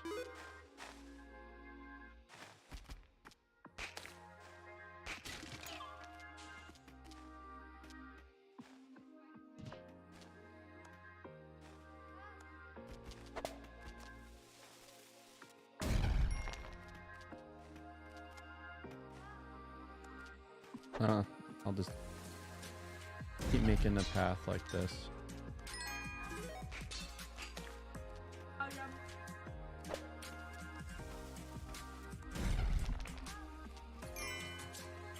Now I'll use rope.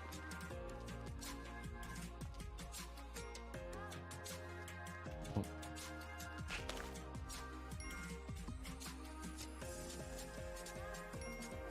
Huh. In your snaky ways.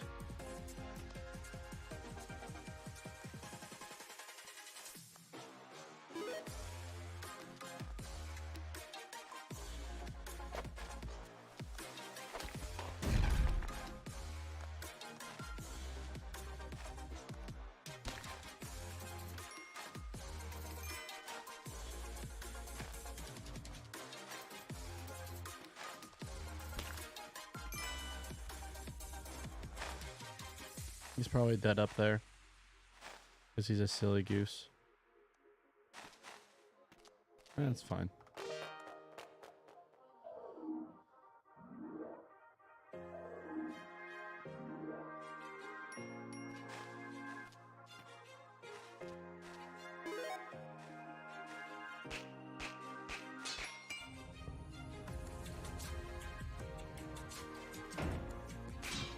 Oh my god. Oh, what's on that? Just a jar. Okay. Oh, just quickly check down. Okay.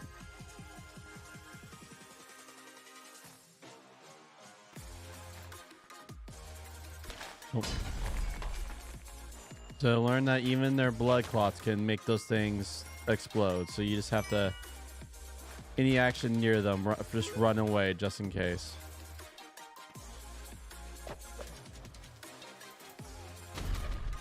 How are they?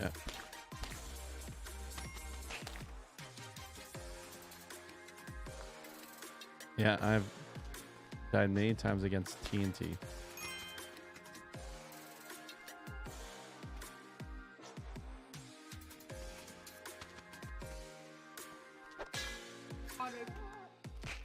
I know, sweet, sweet, glorious bombs. I have it. There he is. First, I'll get the climbing gloves. That's all the bombs I could borrow. I could buy.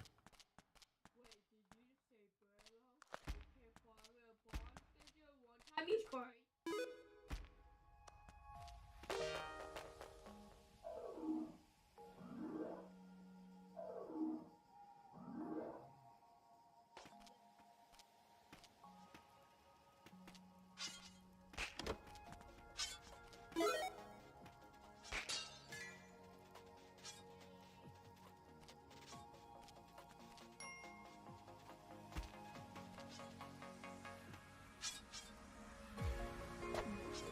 Oh gosh.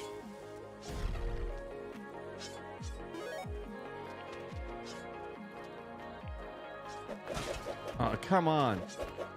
Darn it, get up!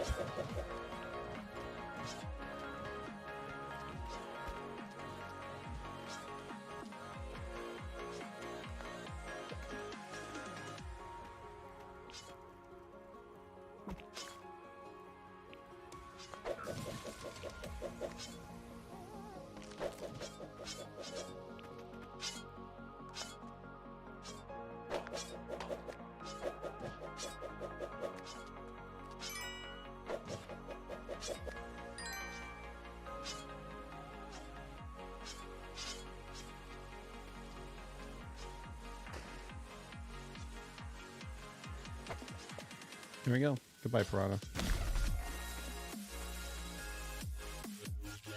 Oh yeah, any level that you boom the water, like the water will drop that level.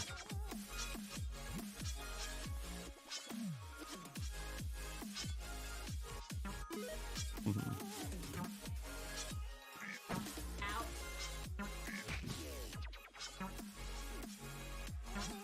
Oh, gosh.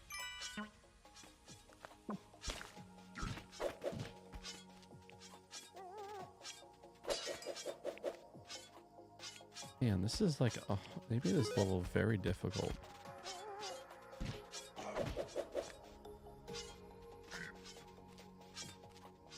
Oh my.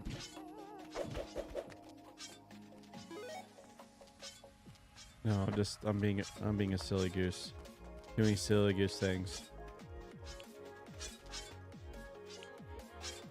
Turn around so I can boom you.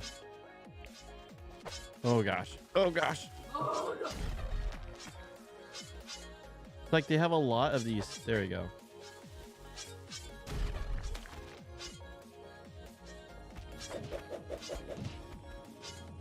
Why so many boomerang men?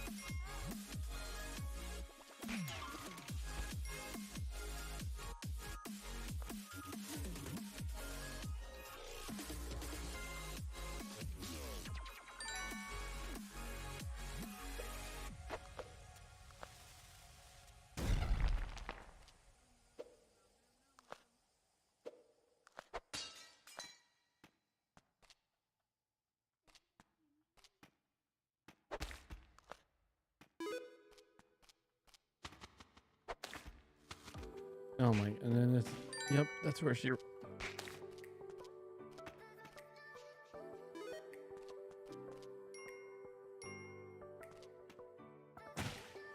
I drop.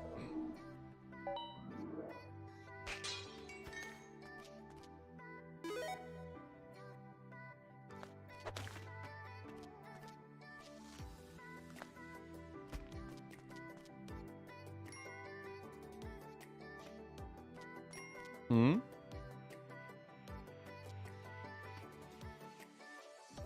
No idea. Don't know. That kind of stuff I don't care about. All right, looks like I have to do this.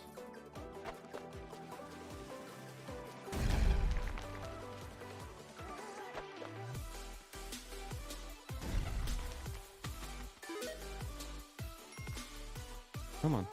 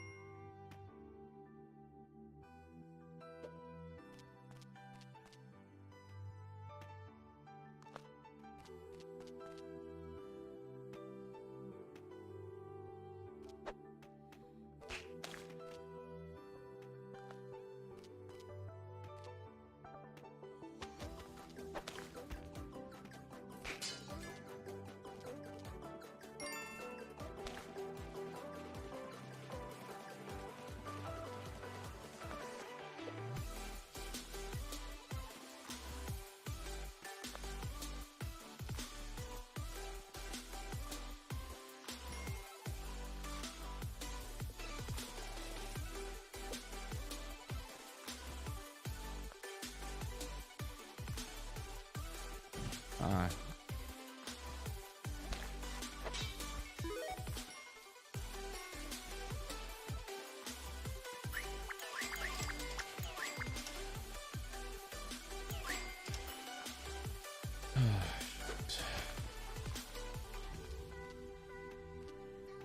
Like, I have to aggro. Shopkeepers get to be force. Because I need to cut through there.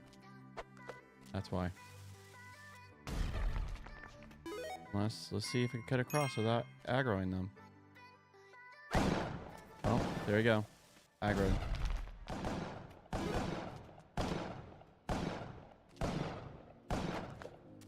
Something like that. Something. They're just easily triggered.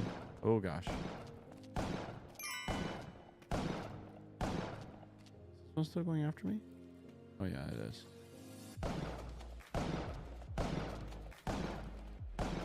See, there's the key. I was trying.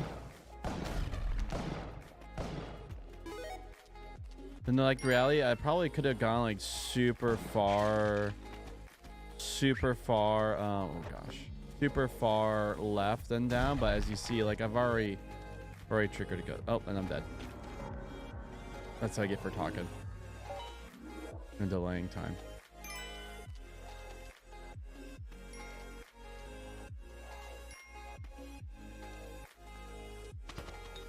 Oh, I tried to avoid it.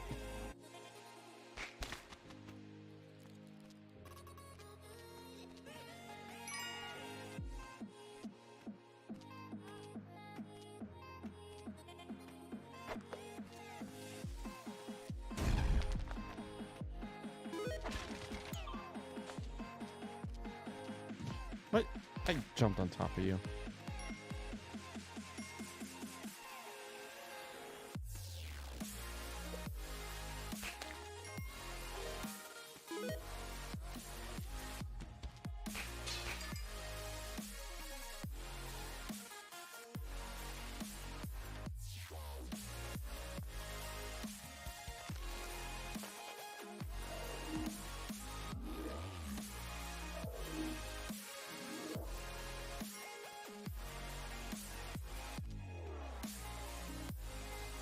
Oh, darn it. I thought I was far away enough.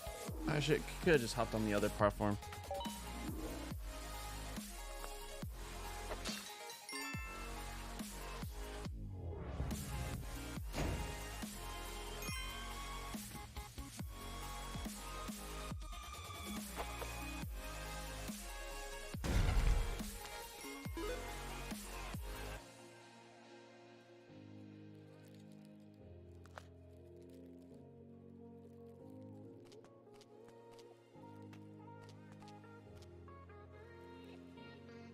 Nothing up here that I missed.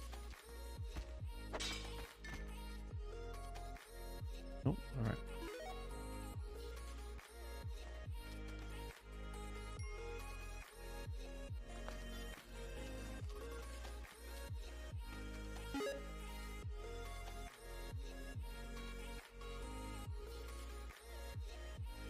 Yeah.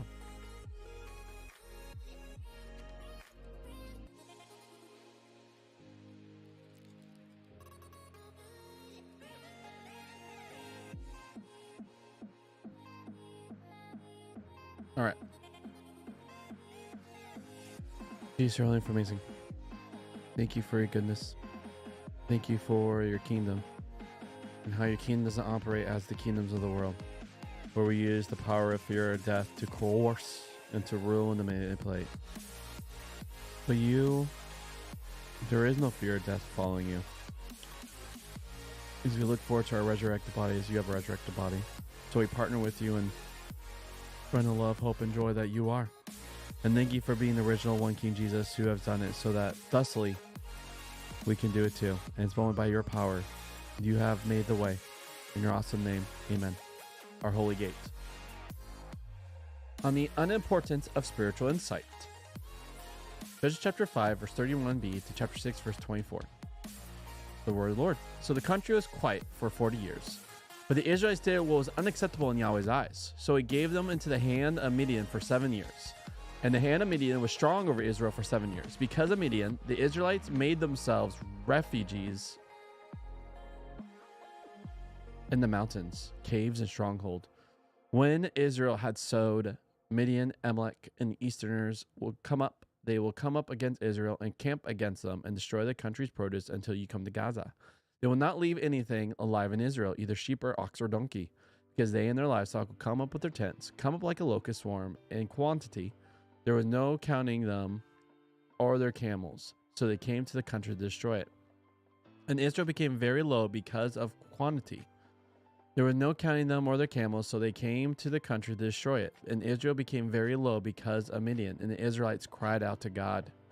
When the Israelites cried out to Yahweh because of Midian, Yahweh sent someone as a prophet to the Israelites. He said to them, Yahweh, the God of Israel, has said this: I am the one who brought you up from Egypt, took you out of the household of serfs, rescued you from the hand of Egypt and from the hand of all your oppressors. I drove them out from before you and gave you their country. I said to you, I am Yahweh your God. You will not revere the gods of the Amorites, in whose country you are living. Did not listen to my voice. Then Yahweh Aid came and sat under the terebinth at Ophrah, belonging to Joash the Abiezrite. His son Gideon was beating out wheat in the winepress to keep it safe from Midian. Yahweh's aid appeared to him and said to him, Yahweh is with you, mighty warrior. Gideon said to him, Pardon me, my lord. If Yahweh is with us, why has all this happened to us? Where are all the wonders our ancestors related to us, saying, Yahweh did and bring us up from Egypt? Yahweh has not abandoned us and given us into the hand of Midian. Yahweh turned to him and said, Go in this strength of yours and deliver Israel from the hand of Midian. I have indeed sent you. He said to him, Pardon me, my lord. How can I deliver Israel? Why? My kin group is the weakest in Manasseh, and I'm the youngest in my father's household. Yahweh said to him, But I will be with you, and you will strike Midian down as if they were one man. He said to him, If I found favor in your eyes, will you give me a sign that it is you speaking with me? Will you not leave here until I come to you and bring out my offering and place it before you? He said, I'll stay until you come back. Then verses 19 and 24, Gideon presents a kid goat, flatbread and broth on a rock, and the divine aid makes fire from the rock, and the fire consumes the offering. So what are the Israelites doing?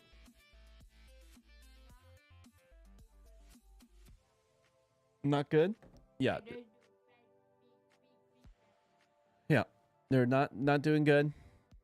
And so, but yet they cry out, and Israel and Yahweh sends a redeemer. This time he's going to redeem from the hands of Gideon, who is from the weakest clan, and he is the youngest in the weakest clan. So it'll be like your clan sending you out. You'd be like, why don't you send like my dad? He's bigger and stronger than me. And Yahweh's like, nope, sending you.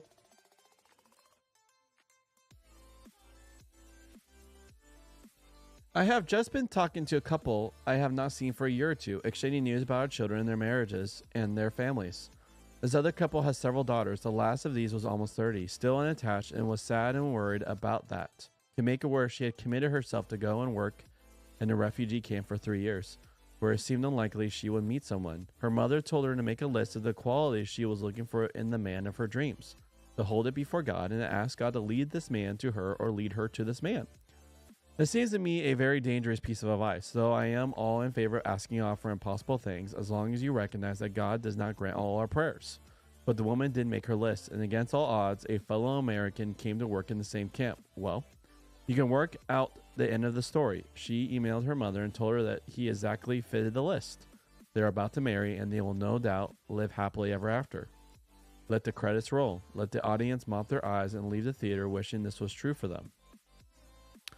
Gideon is a guy maybe more like most of us. He will certainly be initially hesitant to make his list. There he is, beating wheat inside the family wine press. This makes the story's later Israelites audience snigger. Everybody knows you beat out wheat in the most open place possible, preferably on top of a hill, so you can then hurl the beaten wheat into the air and let the wind carry away the chaff.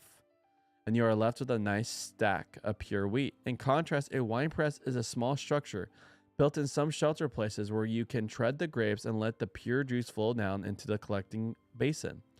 crushed wheat in the wine press? This image shows how crushed and humiliated the Israelites themselves are, and there's a perfectly good reason.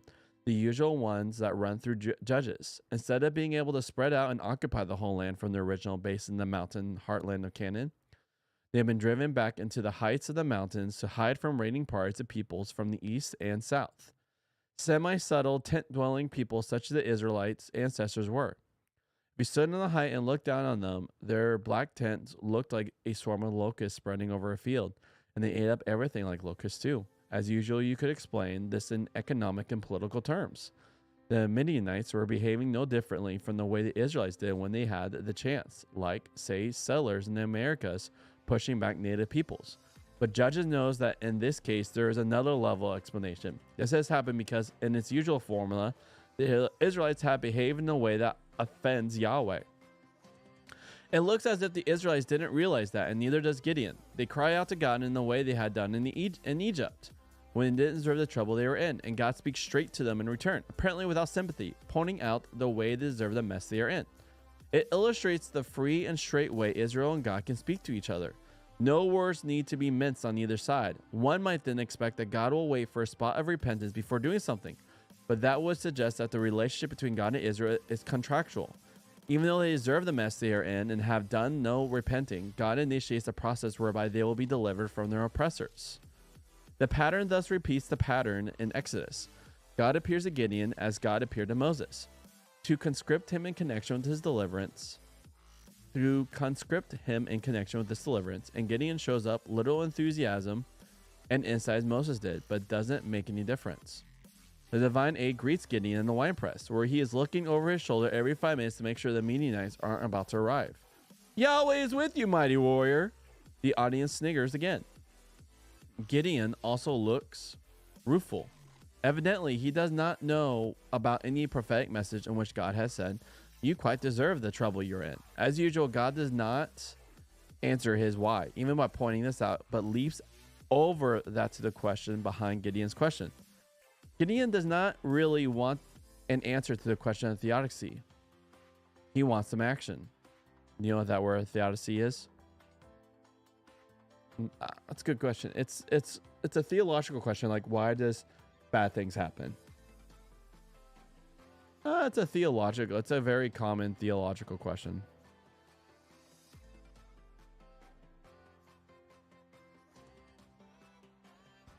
Here, let's look it up. Make sure I have it right. The vindication of divine goodness and promise in view of the existence of evil. So yeah, why is there evil when there's a good God kind of ordeal? He wants some action. The good news is that he's about to get some. The bad news is that he is the means of God's deliverance being put into effect. At one level, his incredulous response is quite reasonable. He has shown no more leadership ability than anyone else in his obscure family. As was the case with Moses, God determines to use someone who is a failure without obvious potential and without religious insight, because God's using someone does not depend on that person's leadership qualities or spiritual insight. God designated Gideon a mighty warrior not because he has potential that no one has noticed, but simply because that is the way God intends to use him. Gideon's requesting a sign is a further indication that he lacks spiritual insight. Yet even this does not make God decide to abandon him and get someone with more obvious potential. Perhaps there was no one. God simply gives him the sign. It is then that Gideon realized he has actually been in conversation with Yahweh's aid, and thus in effect with God, which is a frightening fact. But God reassures him he has nothing to be afraid of. Shalom to you. God says everything is fine, all is well, and Gideon built an altar there and calls it Yahweh Shalom, Yahweh's peace. God makes things well. All right, friend, we can start.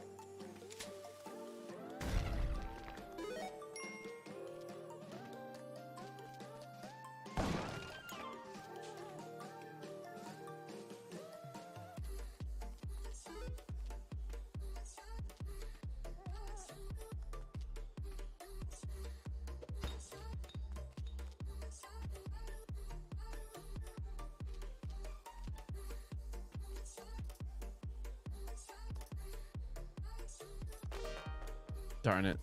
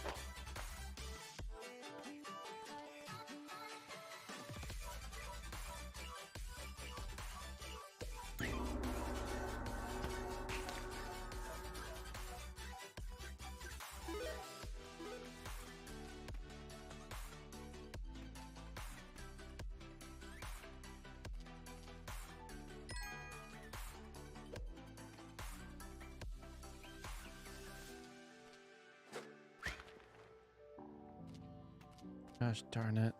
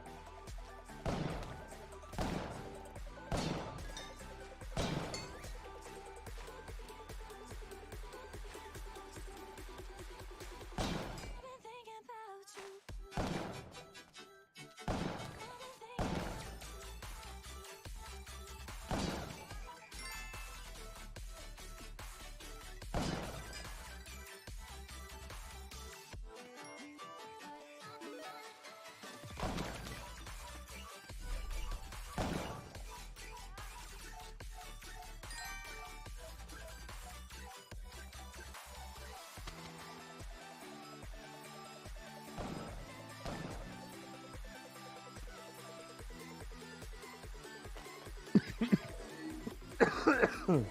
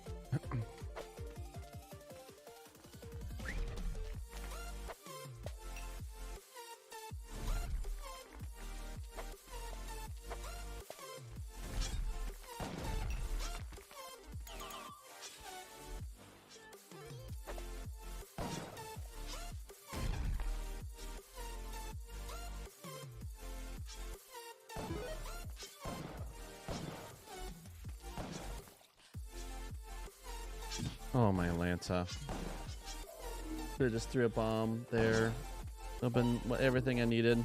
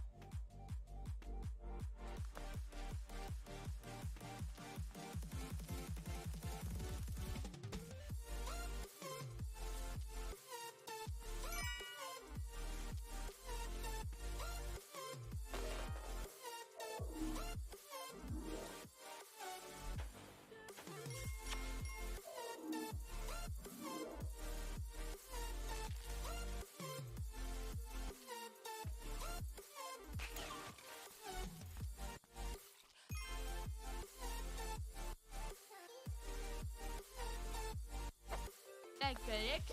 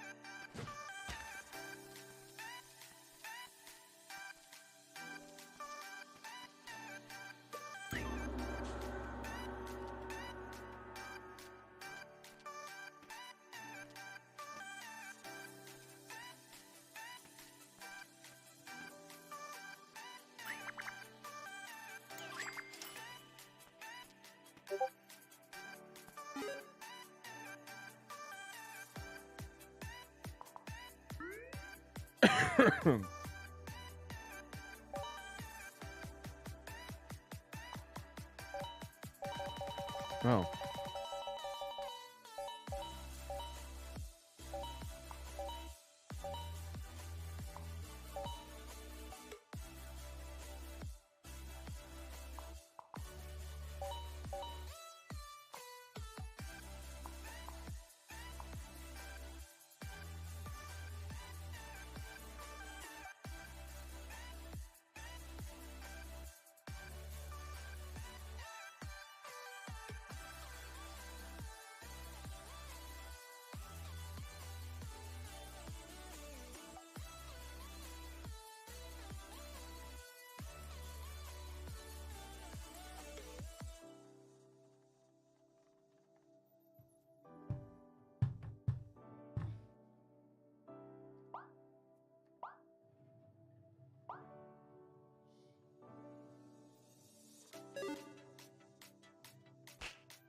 Whoa. That little bit gives so much detail. What am I looking at? Oh, I pumped up the resolution. The game just has a little bit more like pixel clarity. It's really interesting. Well, you're also not seeing close. Yep.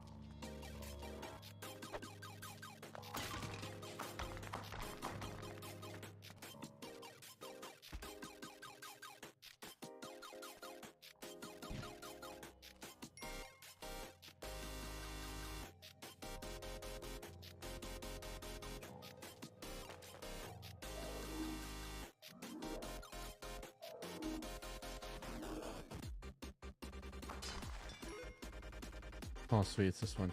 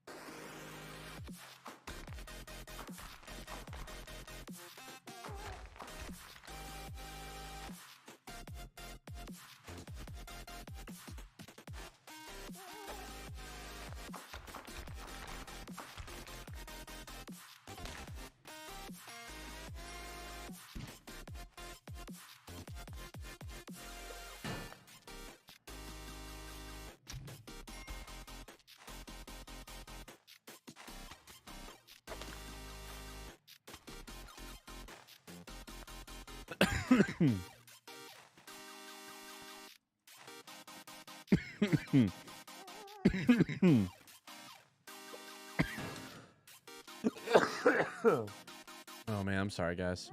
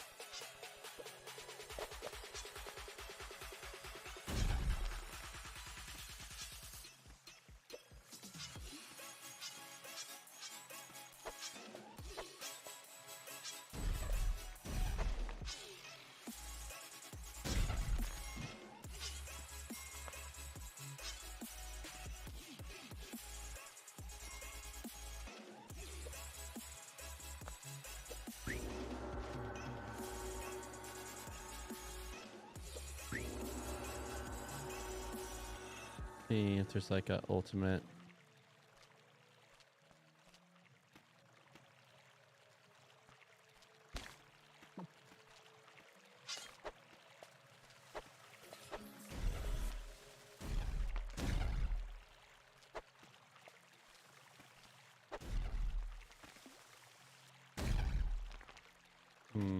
Yeah.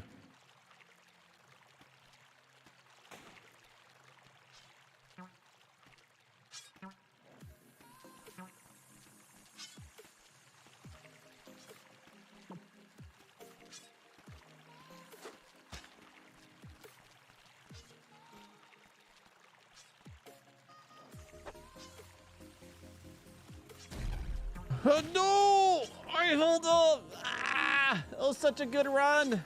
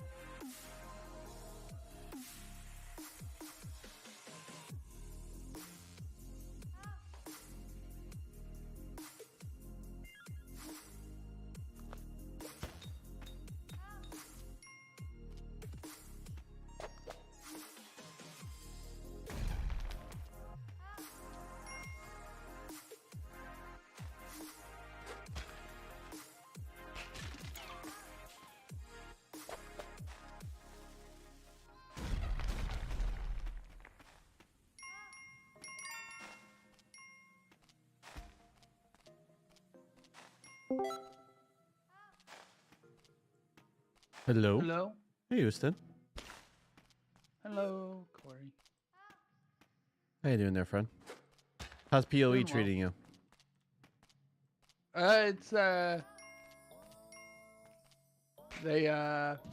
who I was, playing with, accidentally put it onto Ruthless mode, and it's been a, trip in, difficulty. Ruthless mode, eh? What's that? Effectively hard, but not being hard for. You still have multiple lives. It's, Hmm. I don't know a good way to describe it, but outside of just being extra hard. So it's not Nightmare, but it's just actually just harder. It's like a normal Yeah. run, but just these are bigger, bigger rewards, that kind of thing. I wouldn't even call it a normal run, but That just sounds fun. it'll be quite a difference compared to what you're used to with even Diablo 2. Hmm.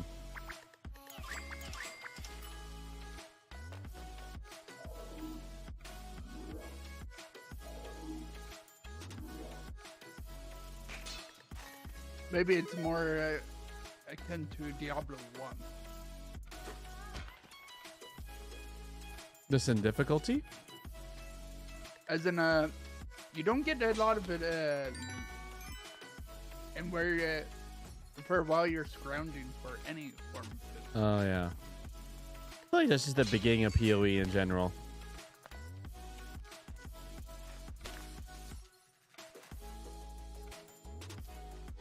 It's a bit more severe and ruthless because you're scrounging for whites Yeah.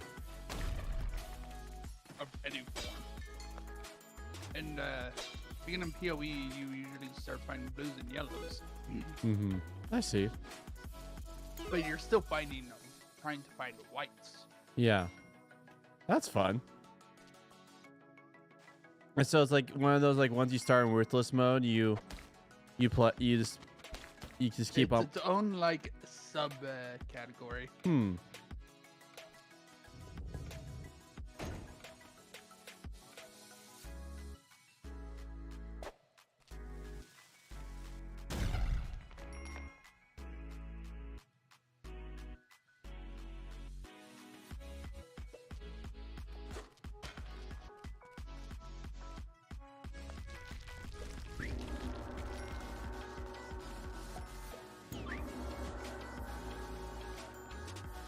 How was your day going so far? Not bad. It's I guess I totally forgot I did this, but it's like, you know how I was having a hard time in Rogue Legacy until I switched to the keyboard. Uh-huh. I feel like it's the same thing with Spelunky. Monkey. Yep. Oh, bye bye monkey. Were you trying? Oh yeah, you were trying to use controller before, right? Yeah. Well, it's like controller mode on the keyboard. It's like there's still enough delay with that where it just doesn't work well for me. Mm-hmm. Yeah.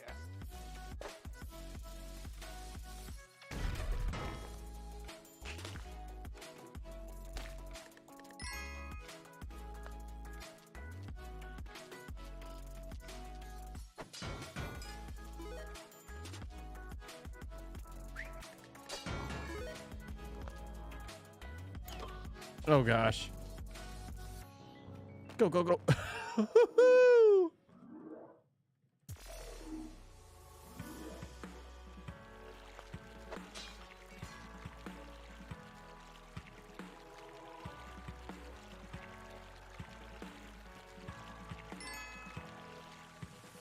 Oh sweet. Thank you, mate, for giving me ropes. Sure, why not? I'll take it, Kate.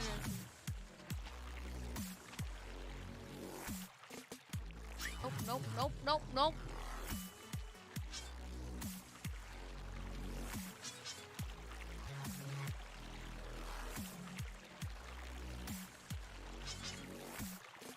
Yeah, Nope, not crystal not doing magic. this.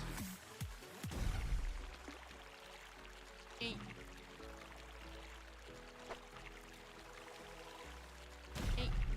None of you winning today.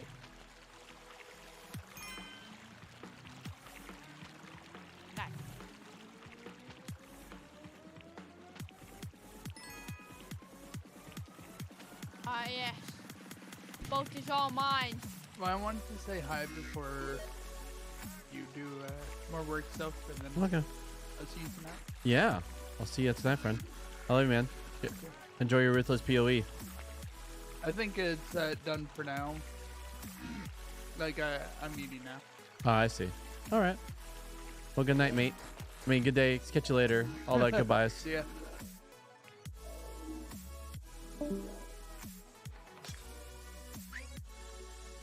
Ah! Okay.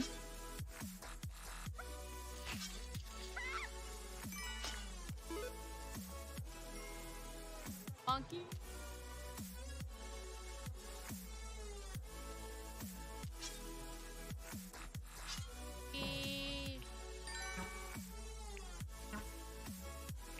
Monkeys be like.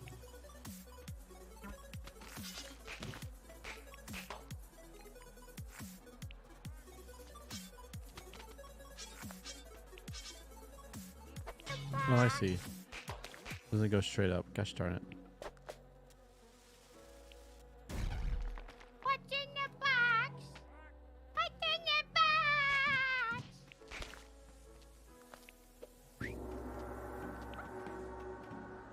So helpful.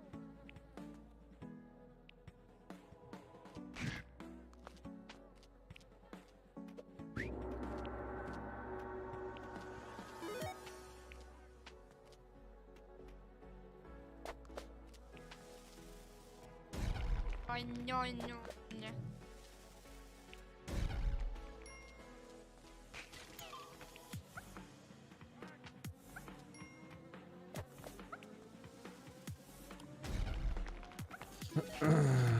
Ain't none of you.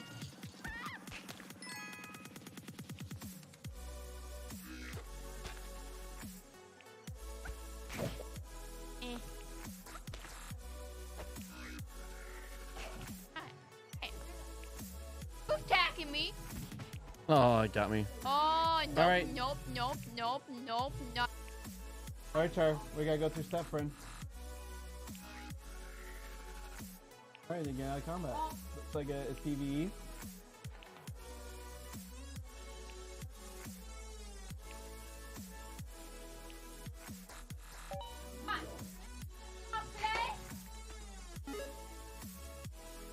Get out of the fight, friend.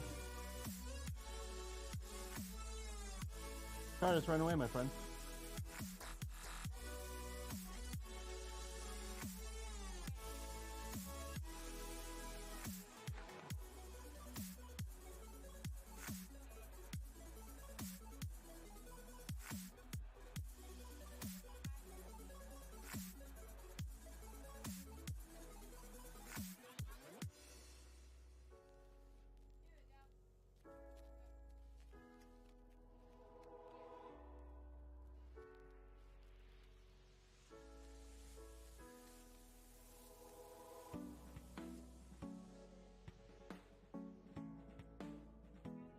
All right. Rapture? Well, when they block, I'm mostly dead because I'm not fast enough to block it. Literally just rapture, and then if they see it, instantly click when they hit it, depending upon how far away you are. You ready? So it's great for like when the ball is slow and somebody's trying to get close to you and then you use rapture. It's great for getting kills. Yeah, Also, except they're pros. If they're pros, If they're pros, they probably still won't hit it. like what if they're not Like, looking if they're behind it? Like what if See- they're not looking behind them? Then suddenly all see is nothing. Wait, what? Ah! See, what people think is, Can we oh my god, this, can we do battle patches first? yeah, but can I say this one, Sophia? People think that pros are people that are able to hit the ball really fast, but really pros are people that have the reaction time to constantly hit it, no matter how So close it's it's not how far. fast they So just that's have like, to. if it's going really fast and it's between three people, right? Let's say that this is going in a tiger pattern. Being a pro is having the ability that if it's going around and it gets to this person and they decide to hit it back to this dude, he has the ability to hit it back. That's being a pro. Alright, we're at exile. That's mostly what kills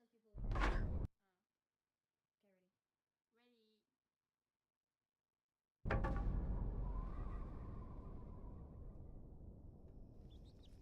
Okay, ready. There's something about being home, where everything's just right. We're surrounded by people we love and trust. There's a feeling of stability and safety. And while some people get to experience this kind of home, many do not. Others might even be forced to leave their home and go live in a foreign land. We call this going into exile. Yeah, in exile, everything is disoriented. You're in the unknown. And in the story of the Bible, this is where the ancient Israelites found themselves, conquered by Babylon, living in exile far from their homeland. And so they had to ask themselves, how did we end up here? And is there any hope of going home? And the whole story of the Bible is designed to address those very questions. The whole story? Really? Yeah, go back to the first pages of the Bible. Where does humanity live? Okay, they live in this really sweet garden, their home. And they're there on one condition, that they trust and follow God's one command, and they don't. And so the consequence is banishment from the garden. Ah, they're sent into exile. Exactly. And so this story has been designed to set you up for Israel's story. How they were given the gift of the promised land and were able to stay there on one condition, that they be faithful to the terms of their covenant relationship with God. They didn't, and they were sent into exile. And if you still don't see the parallel between exile from the garden and exile from Israel, think about this. In Genesis, humanity's exile led up to the story about the building of what city? Oh yeah, Babylon. The same place the Israelites are sent. But that's not the end of either story. In the first Babylon, God called Abraham to leave and travel to the promised land. And that story was designed to give hope to the Israelites currently living in the later Babylon. Now eventually, they do get to leave and travel back to their promised homeland. And when they did, it wasn't home sweet home. Oppressive empires were still ruling over them, and the people kept acting in the same corrupt ways as their ancestors. And so the biblical prophets said that exile wasn't actually over. How could they think they were still in exile when they're at home? Yeah, this is really important. In the Hebrew scriptures, Israel's Babylonian exile became an image of something more universal. It's that feeling of alienation and longing for something more, no matter where you live. Yeah, I can relate to this. I have a great home, but it's situated in a world scarred with pain and broken relationships, death, and tragedy, done by others, but also done by me. And so in the Bible, exile is the human condition. We all keep repeating this pattern of human corruption leading to a Babylon that we can't escape. And it doesn't matter where you live, we are all longing for a better home. Now, Israel's scriptures held out hope that one day God would send a king who would rescue the world from all of the Babylons we've created. And after many generations pass, we meet this Israelite named Jesus of Nazareth.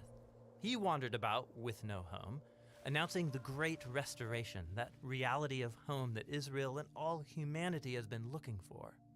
Yeah, Jesus really cared about people who didn't have homes. He welcomed in the stranger. He said God's love is shown when you invite in the outcast and throw parties for people who don't have a place to belong. Jesus also claimed that Israel and all humanity had lost its way, that our self-centeredness drives us to create false homes based on status and power, and these inevitably exclude others. We live in an exile of our own making. But Jesus said the true way home is one of weakness, of service, and of forgiveness. And then Jesus went into exile alongside us to show us the true way home. Which is? Well, Jesus said he is the way. His life and self-giving love proved more powerful than humanity's failure. He opened up a pathway to our real home. And as Jesus' followers committed themselves to him, they discovered this new way of being human. They believed that the real return from exile had begun. And so they would call themselves sojourners or wanderers. Oh, right. They would say things like, the world isn't our home, and we're citizens of heaven. And so Jesus' followers remain exiles as they wait for that day when Jesus returns to transform this world into a true home. All right. So what's the one thing that all humanity struggles with? Yep, not feeling at home. Because a lot of it just from a lot of what humanity have created. Yeah, so Jesus allowed the powers that create exile to kill him. But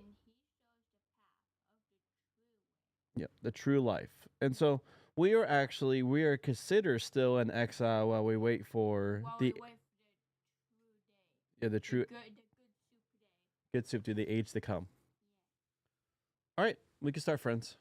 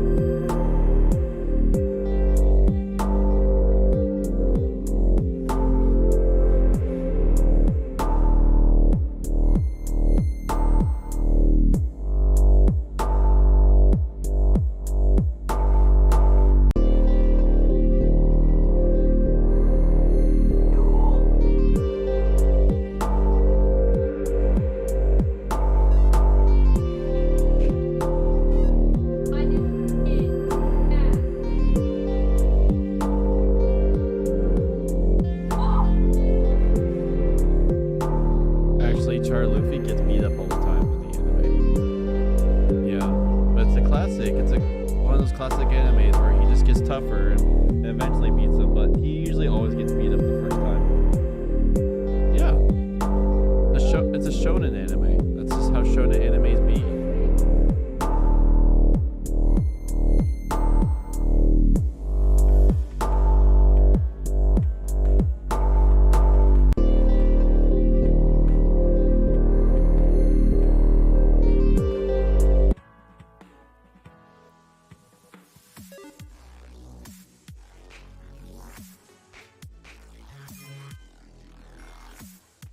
Oh! Got beat up.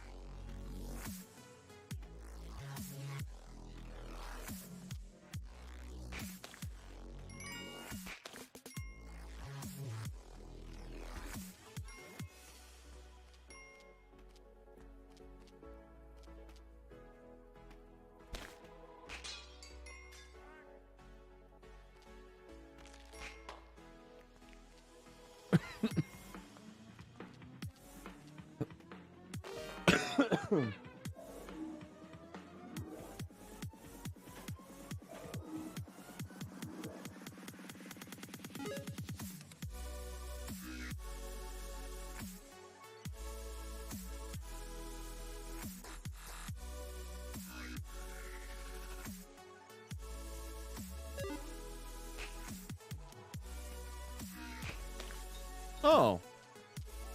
Oh.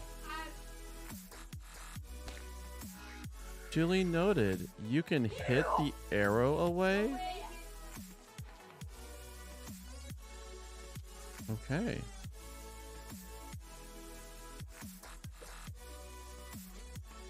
No way. Alright, good luck, doggy.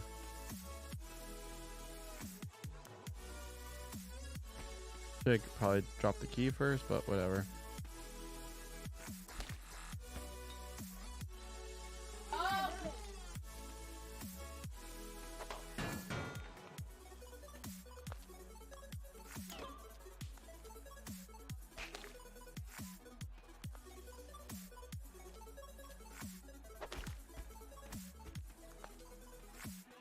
Okay, put it fucking ready!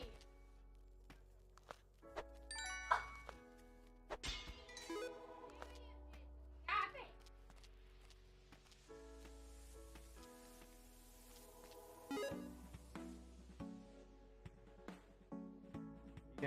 You guys playing like a competitive game? No, Okay, well, I'm not hearing flexibility right now, so you guys can't be playing something to potentially well, get each no, other. I'm If you not guys, mad.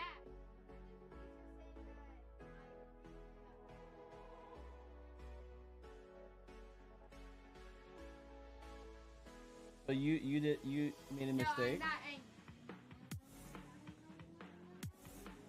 I'm like, that's why I'm busy.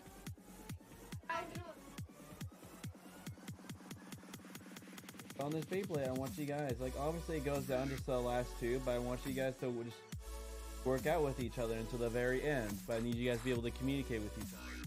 You're done if you find yourself being frustrated. Okay?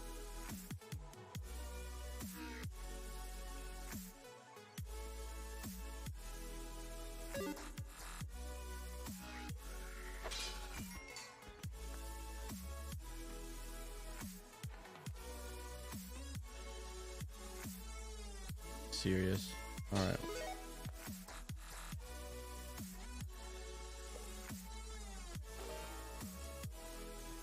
Yeah.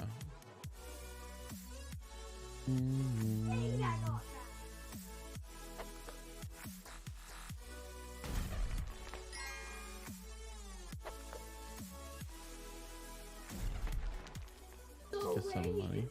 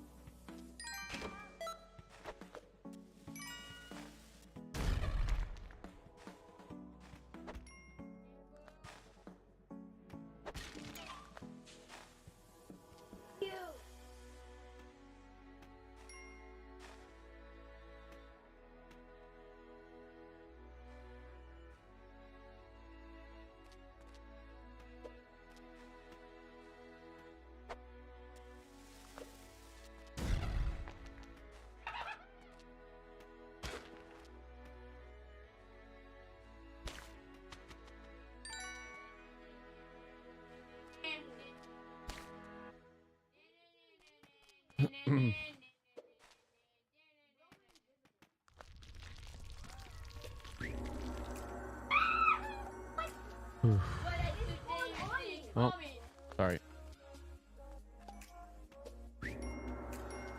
Not too sorry though.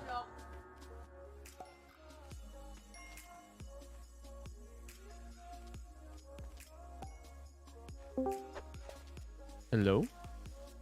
Hello? You're back. Yes. I ate. It was Nice. spicy. Not very spicy, but enough where I coughed after having a bit of it. Is it the oh, my bad. Is it the kind of spicy where you get a little teary up? No. Thankfully not in that case, because it was like the queso that ended up putting on top of the rice and meat.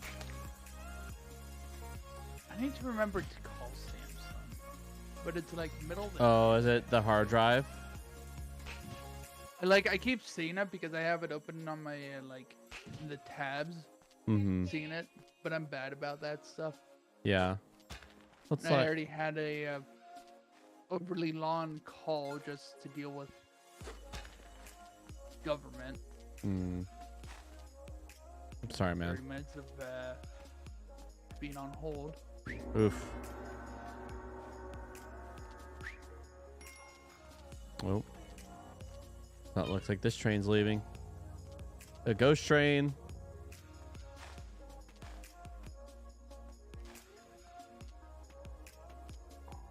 Go, go, go, go. All right.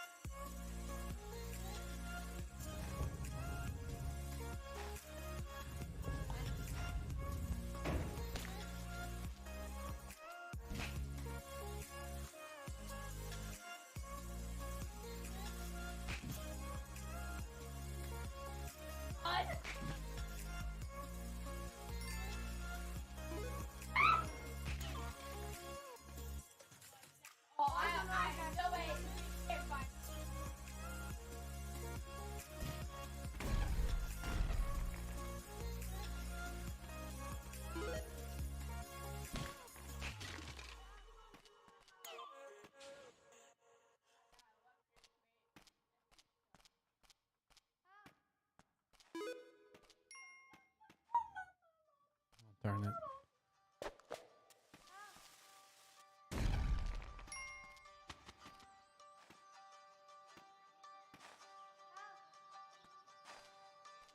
You know what? I'll take as much health as possible.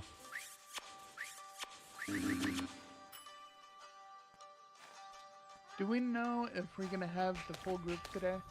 Well, I do know Cody will be there because he and I talked at our family Christmas thing. Okay. And so I know Ethan will be there. So the only person I haven't heard from is David.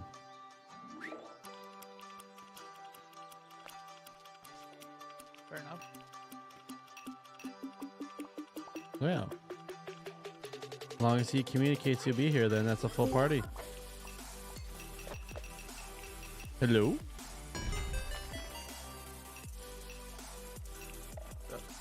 Oh, what's up, Logan? How was Christmas tree shopping? Do you feel very festive there, my good sir? Okay. Were you seeing Christmas carols on the way there?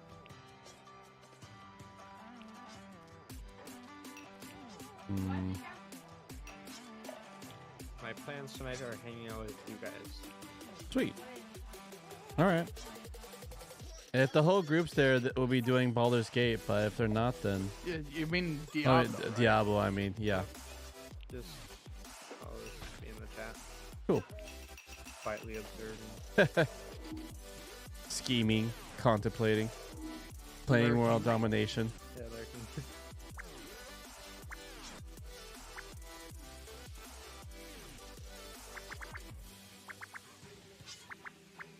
All right.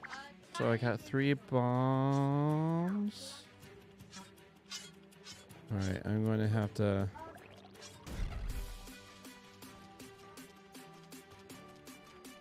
All right, safe spot to do the cruelties.